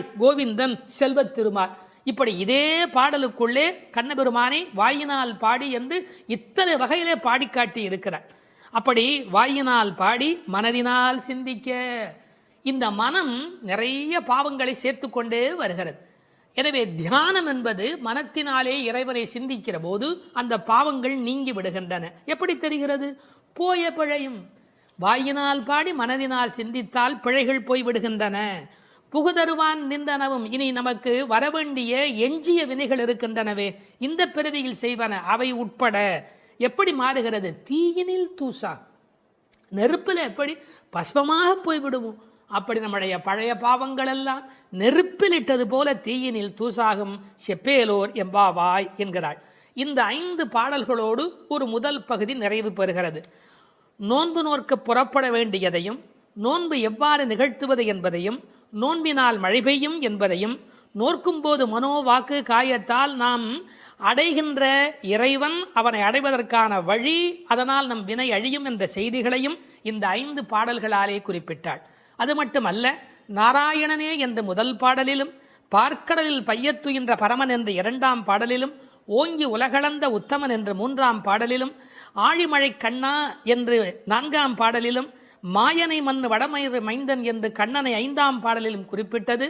உச்சத்திலே பரத்துவத்திலே இருக்கிற பெருமான் வியூகத்திலே எழுந்தருளி அவதாரமாக அவன் மகாபலி சக்கரவர்த்தி இடத்திலே வாமனாவதாரம் எடுத்து வந்த செய்தியை சொல்லி அவன் வருணனுக்குள்ளே அந்தர்யாமித்துவத்தோடு இருப்பதை 4வது பாடலிலே விளக்கி அர்ச்சாவதாரத்தை 5வது பாடலிலே நிறைவு செய்கிறாள். இந்த முதல் 5 பாடல்களோடு ஒரு பகுதி நிறைவு பெறுகிறது. பின்னர் மற்றவரை எழுப்புவது தொடங்குகிறது. வேதம் அனைத்துக்கும் வித்தான திருப்பாவையின் 6வது பாடல். இது பாடல் தொடங்கி திருப்பள்ளி எழுச்சியாக அமைகிறது. உறங்குகிற பெண்ணை வெளியில் இருக்கிறவள் எழுப்புவது போல பாடலின் அமைப்பு முறை. விடிந்தது என்பதற்கான அடையாளங்கள் சொல்லி எழுப்புகிறார்கள். புள்ளும் சிலம்பினகான் புள்ளரையன் கோயிலில் வெள்ளை வெளிசங்கின் பேரரவம் கேட்டிலையோ, பிள்ளாய் எழுந்திராய் பேய்முலை நஞ்சுண்டு கள்ளச்சகடம் கலக்கழிய காலோச்சி வெள்ளத்து அரவில் துயில் அமர்ந்த வித்தினை உள்ளத்து கொண்டு முனிவர்களும் யோகிகளும் மெல்ல எழுந்து ஹரி என்ற பேரரவம் உள்ளம் புகுந்து குளிர்ந்தேலோர் எம்பாவாய். முன் அனுபவம் ஏதுமில்லாத கன்னிப்பெண்ணே, இன்னும் உறங்குகிறாயே? விடியலை முன்னே அறிந்து கொள்ளும் இயல்புடைய பறவைகளும் கூட எழுந்து ஓசை எழுப்பி இறை தேட புறப்பட்டு விட்டனவே, அது உனக்கு தெரியவில்லையா?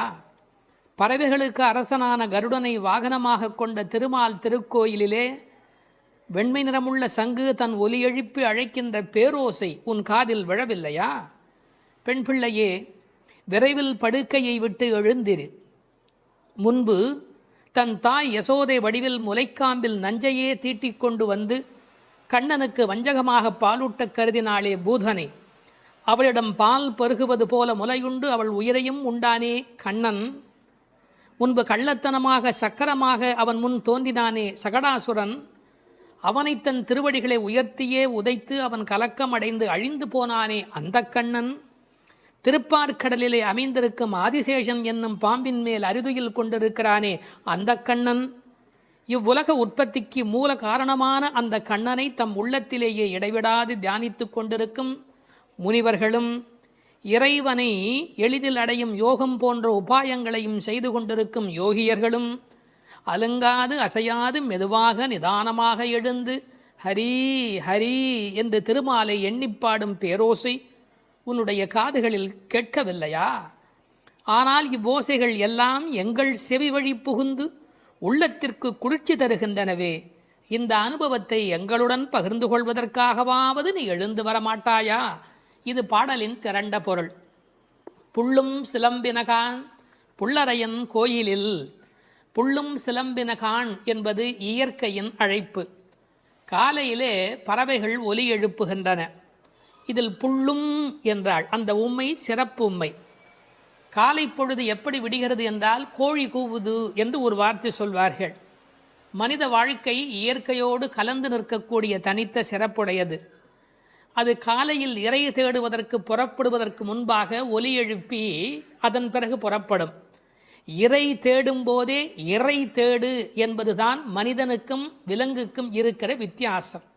அதனால் இறை தேடி அது எழுப்புகிற ஒலியை கேட்ட மாத்திரத்தில் இறை தேடி வல்லினரா இறை தேடி நாம் அந்த பெருமானை நினைக்க வேண்டாமா என்ற அர்த்தத்தில் புள்ளும் சிலம்பின என்றாள். தமிழிலே சிலம்புதல் என்றால் ஒலி எழுப்புதல் என்று பொருள். அதிகாலை எழுவதை மனிதன் பறவைகளிடமிருந்து கற்றுக்கொண்டான் என்கிறார்கள். அது மட்டுமல்ல, பறவைகள் மனிதனுக்கு எச்சரிக்கை உணர்வை ஊட்டக்கூடிய ஒரு அடையாளம். ஒரு காலத்தில் காடுகளில் மனித இனம் வாழ்ந்த காலத்தில் பதுங்கி வரும் பாய்ச்சல் மிருகங்கள் குறித்து எச்சரிக்கை ஒலி எழுப்பும் இயல்பு பறவைகளுக்கு உண்டு. எனவே பறவைகளின் ஒலியை பார்த்து வருகிற நன்மை தீமைகளை மனிதன் உணர்கிற பழக்கம் அன்று தொட்டிருந்திருக்கிறது. எனவே வெளியில் விடுகிற விடியலுக்கு அடையாளமாக சொன்னாலும் பறவை ஒலிக்கும் மனித இனத்துக்கும் சம்பந்தம் இருக்கிறதே. புள்ளும் சிலம்பினகான். புல் அரையன் கோயில், பறவைகளுக்கெல்லாம் தலைவன் கருடன். அந்த கருடன் கோயிலிலே, அதாவது திருமாலுடைய திருக்கோயிலிலே சங்கு ஒலி எழுப்பி அழைக்கிறார்களாம். வெள்ளை வெளிசங்கின் பேரரவம் கேட்டிலையோ. வெள்ளை விழிசங்கு அது ரொம்ப தூய்மையான சங்கு. வெறும் நிறம் மட்டுமல்ல, அது எல்லா வகையிலுமே தூய்மையுடைய ஒன்று, வெண்மையுடைய ஒன்று. அது அழைப்பதற்காகவே பயன்படுத்தப்படுவதாலே விழிசங்கு கோயிலிலே நடை திறந்து விட்டது, மக்கள் வரலாம் என்பதற்கான அறிவிப்பு சங்கொலியின் மூலம் அந்த ஊருக்கு தெரிவிக்கப்படுகிறது. எனவே கோயில் அழைப்பு வந்துவிட்டதே, நீ எழுந்திருக்க வேண்டாமா?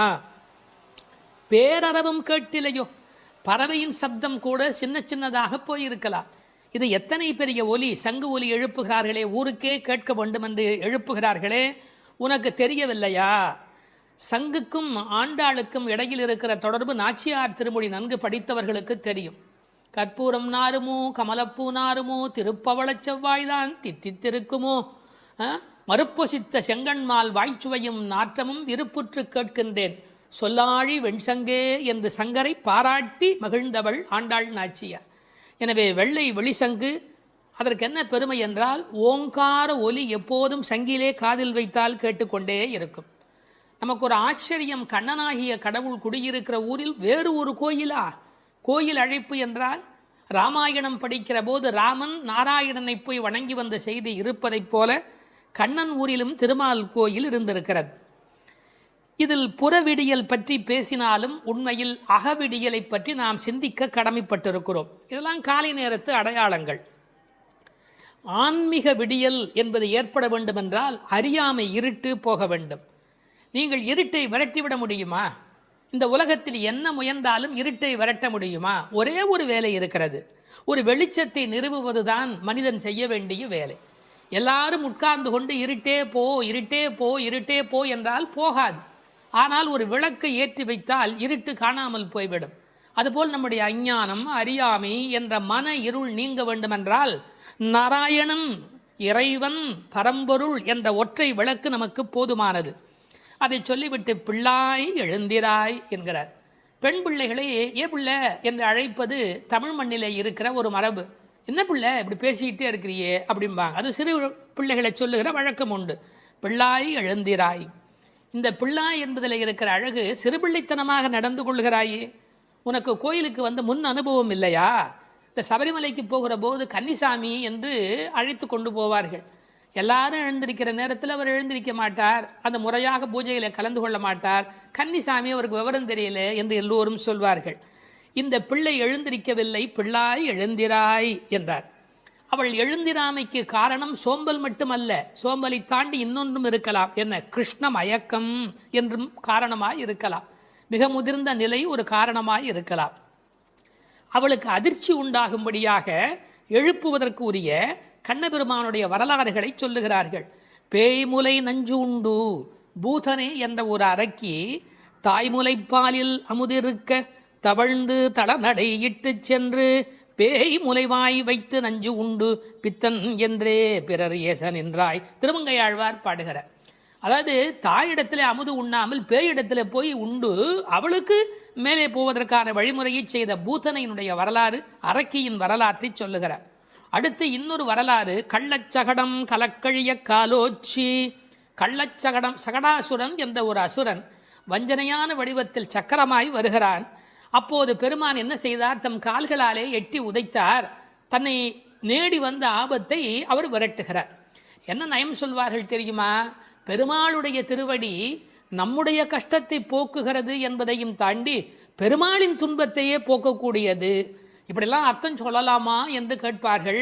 உயர்வர உயர்நலம் உடையவன் எவனவன், மயர்வர மதிநலம் அருளினன் எவன் அவன்.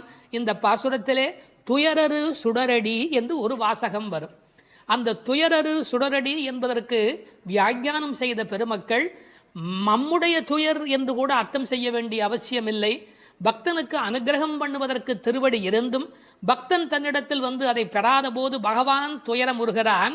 தாய் தன்னுடைய முலைப்பாலை தரையிலே பீச்சுமா போல அருளை அவன் பக்தர்களுக்கு வழங்குகிறான் என்று எழுதினார்கள். எனவே பெருமானுடைய திருவடி பெருமானுடைய துன்பங்களையே நீக்கியது என்றும் பொருள் கொள்ளலாம். மனிதர்களுக்கு ஒவ்வாதது ரெண்டு காரம், ஒன்று அகங்காரம், மமகாரம். அப்படி தோன்றிய அசுரர்களை அவன் அழித்திருக்கிறான். வெள்ளத்தரவில் துயிலமர்ந்த வித்து, இந்த உலகத்துக்கெல்லாம் மூலமான வித்து. நல்ல தண்ணீர் நனைத்துதான் விதையை நடுவார்கள். இவன் வெள்ளத்து அரவில் பார்க்கடலிலே பாம்பிலே படுத்திருக்கிறான். வெள்ளை வெள்ளத்தின் மேலொரு பாம்பின் மிசை கள்ள நித்திரை கொள்ளும் பரமன் என்பார்கள். நீர் குளிர்ச்சி, பாம்பு குளிர்ச்சி, அந்த குளிர்ச்சிக்கு மேல் குளிர்ச்சியாக கண்ணபெருமானுடைய தோற்றம் குளிர்ச்சி. முதல் தனி வித்தேயோ என்று நம்மாழ்வார் பாடுவார். ஆலமர் வித்தின் அரும் குரலன் என்று கம்பர் பாடுவார். விச்சி இன்றி விளைவது இல்லை என்று பகலாதனுடைய சரித்திரத்தை பாட வந்த இடத்திலே கவி சக்கரவர்த்தி கம்பன் பாடுகிறார். இந்த உலகத்துக்கெல்லாம் ஒரு மூல விதை உண்டு, அந்த விதை இறைவன் என்பதை புரிந்து கொள்ள வேண்டும். உள்ளத்து கொண்டு முனிவர்களும் யோகிகளும் ஹரி ஹரி ஹரி என்ற தியானம் செய்து கொண்டு மனத்தால் வணங்குகிறவர்கள், தியானம் செய்கிறவர்கள் முனிவர்கள். சரீரம் மனம் எல்லாவற்றையும் கொண்டு கிரியைகள் மூலமாக செய்கிறவர்கள் யோகிகள். எப்படி எழுந்திருக்கிறார்கள்? மெல்ல எழுந்து. ஒரே எழுதினார்கள், கர்ப்பிணி பெண் குழந்தைக்கும் நோகாமல் தனக்கும் நோகாமல் எப்படி மெல்ல எழுவாளும். அதாவது உள்ளத்திலே இருக்கிற பெருமாளுடைய தலைப்பூ ஆடாது, தலைப்புனா தலையில் வைத்திருக்கிற பூ கூட அசையாதபடி அப்படி எழுவார்களாம் அவனுடைய அடியார்கள். ஹரி என்ற வாசகத்தோடு எழுகிறார்கள். ஹரி என்ற பேரறவும் உள்ளம் புகுந்து குளிர்ந்தேலோர் எம்பாவாய், உன் உள்ளத்தில் புகுந்து குளிர்ச்சியினை உண்டாக்கட்டும் என்று இந்த பாசுரம் நிறைவு பெறுகிறது.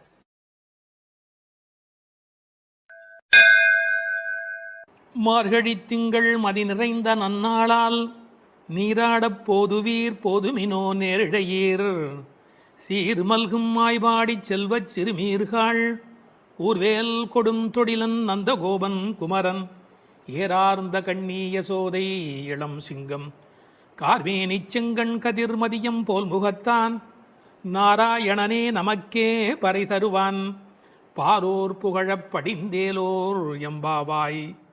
முதல் பாசுரம். இதனுடைய பொருளை முதலில் சுருக்கமாக பார்த்துவிட்டு பிறகு நாம் விரிவாக சிந்திப்பது பொருத்தம் என்று கருதி உரை முதலில் சொல்லிவிடுகிறேன்.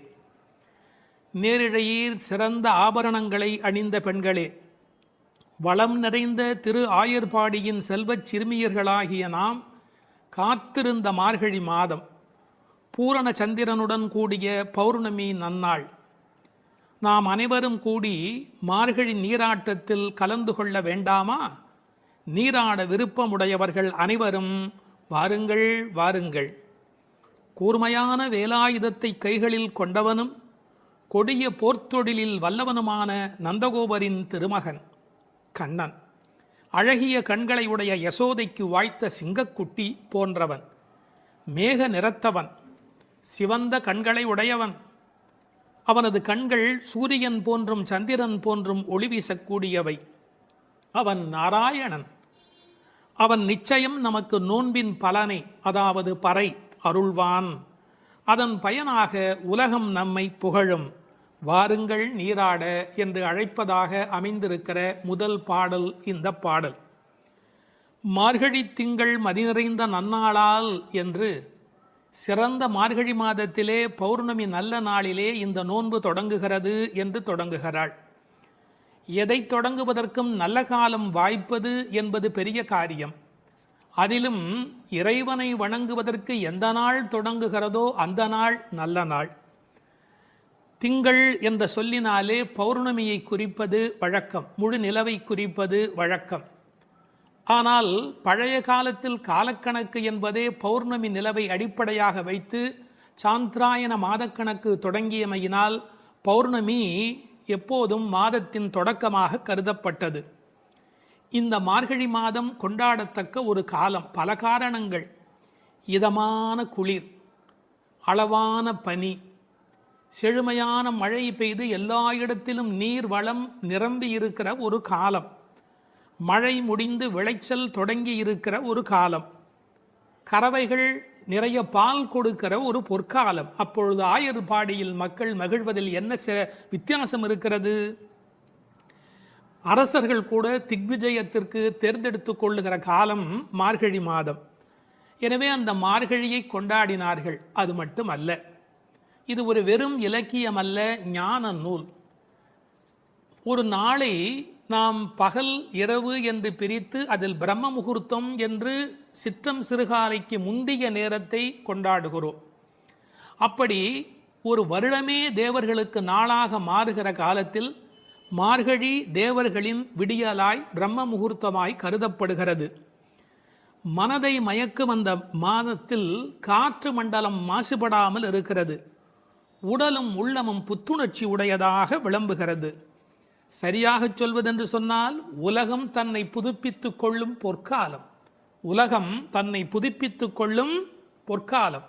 அந்நேரத்தில் நாம் நம்மை புதுப்பித்துக் கொள்ளுவதற்குத்தான் மார்கழியில் நோன்பு. மார்கழி திங்கள் மதி நிறைந்த நன்னாளால் மார்கழியை மனிதர்கள் மட்டும் கொண்டாடுவதில்லை.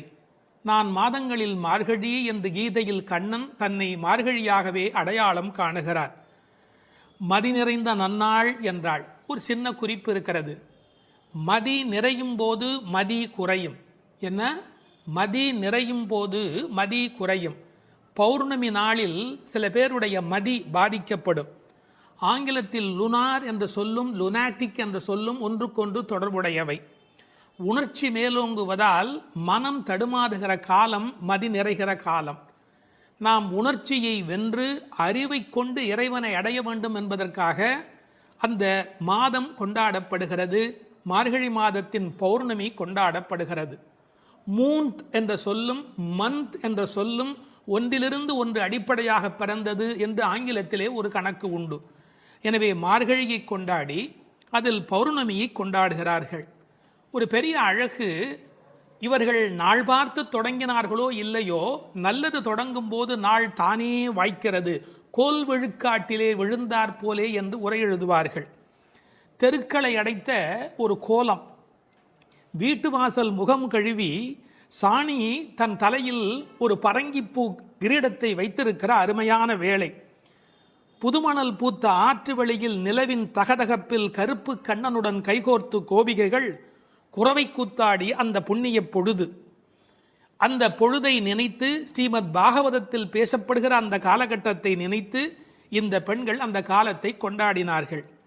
நீராட போதுவீர் போதுமினும், இறைவனை வணங்குவதற்கு எந்த தகுதியும் தேவையில்லை, வருகிற விருப்பம் ஒன்று மட்டும் போதும். அதைத்தான் போதுவீர் போதுமினோ என்ற வார்த்தையினால் சொன்னாள். போகிறவர்களை போகவிட்டு அவர்கள் புற அழகு பார்த்திருக்கிறாள். மற்ற இடங்களில் போட்டி இருக்கலாம், கடவுளை தரிசிப்பதில் மனிதனுக்குள் போட்டி இருக்கக்கூடாது, பொறாமை இருக்கக்கூடாது.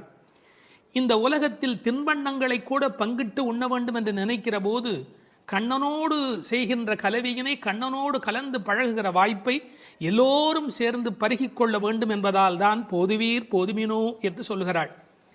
நீராட என்பது ஆற்றில் குளத்தில் ஆடுதல் மட்டுமல்ல, அவன் குணக்கடலில் குளித்தல், குணக்கடலில் குளித்தல்.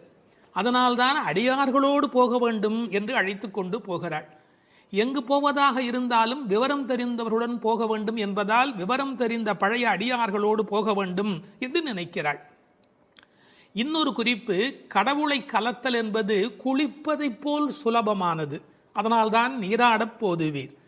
எனவே குளிக்க, கடவுளோடு கலக்க, என்றைக்கும் நிலைக்க, கலவி இன்பத்தில் கோபிகைகள் கண்ட அனுபவத்தை சுவைக்க, எல்லாம் சேர்ந்து நீராடப் போதுவீர் என்ற வார்த்தைக்குள் விளங்குகிறது.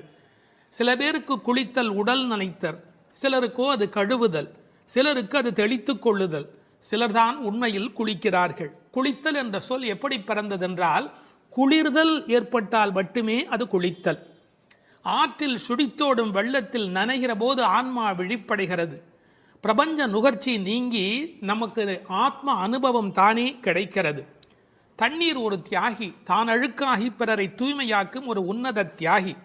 அந்த நீராட்டம் இறை அனுபவம் என்ற பொருளிலே இங்கு பேசப்பட்டது. இது ஆயர்பாடி. எப்படிப்பட்ட ஆயர்பாடி தெரியுமா? சீர்மல்கும் ஆயர்பாடி. செல்வச் சிறுமீர்கள். சீர் என்பது என்ன? பசு, எருமை, ஆடு என்கின்ற செல்வங்கள் நிறைந்திருக்கிற இடம்.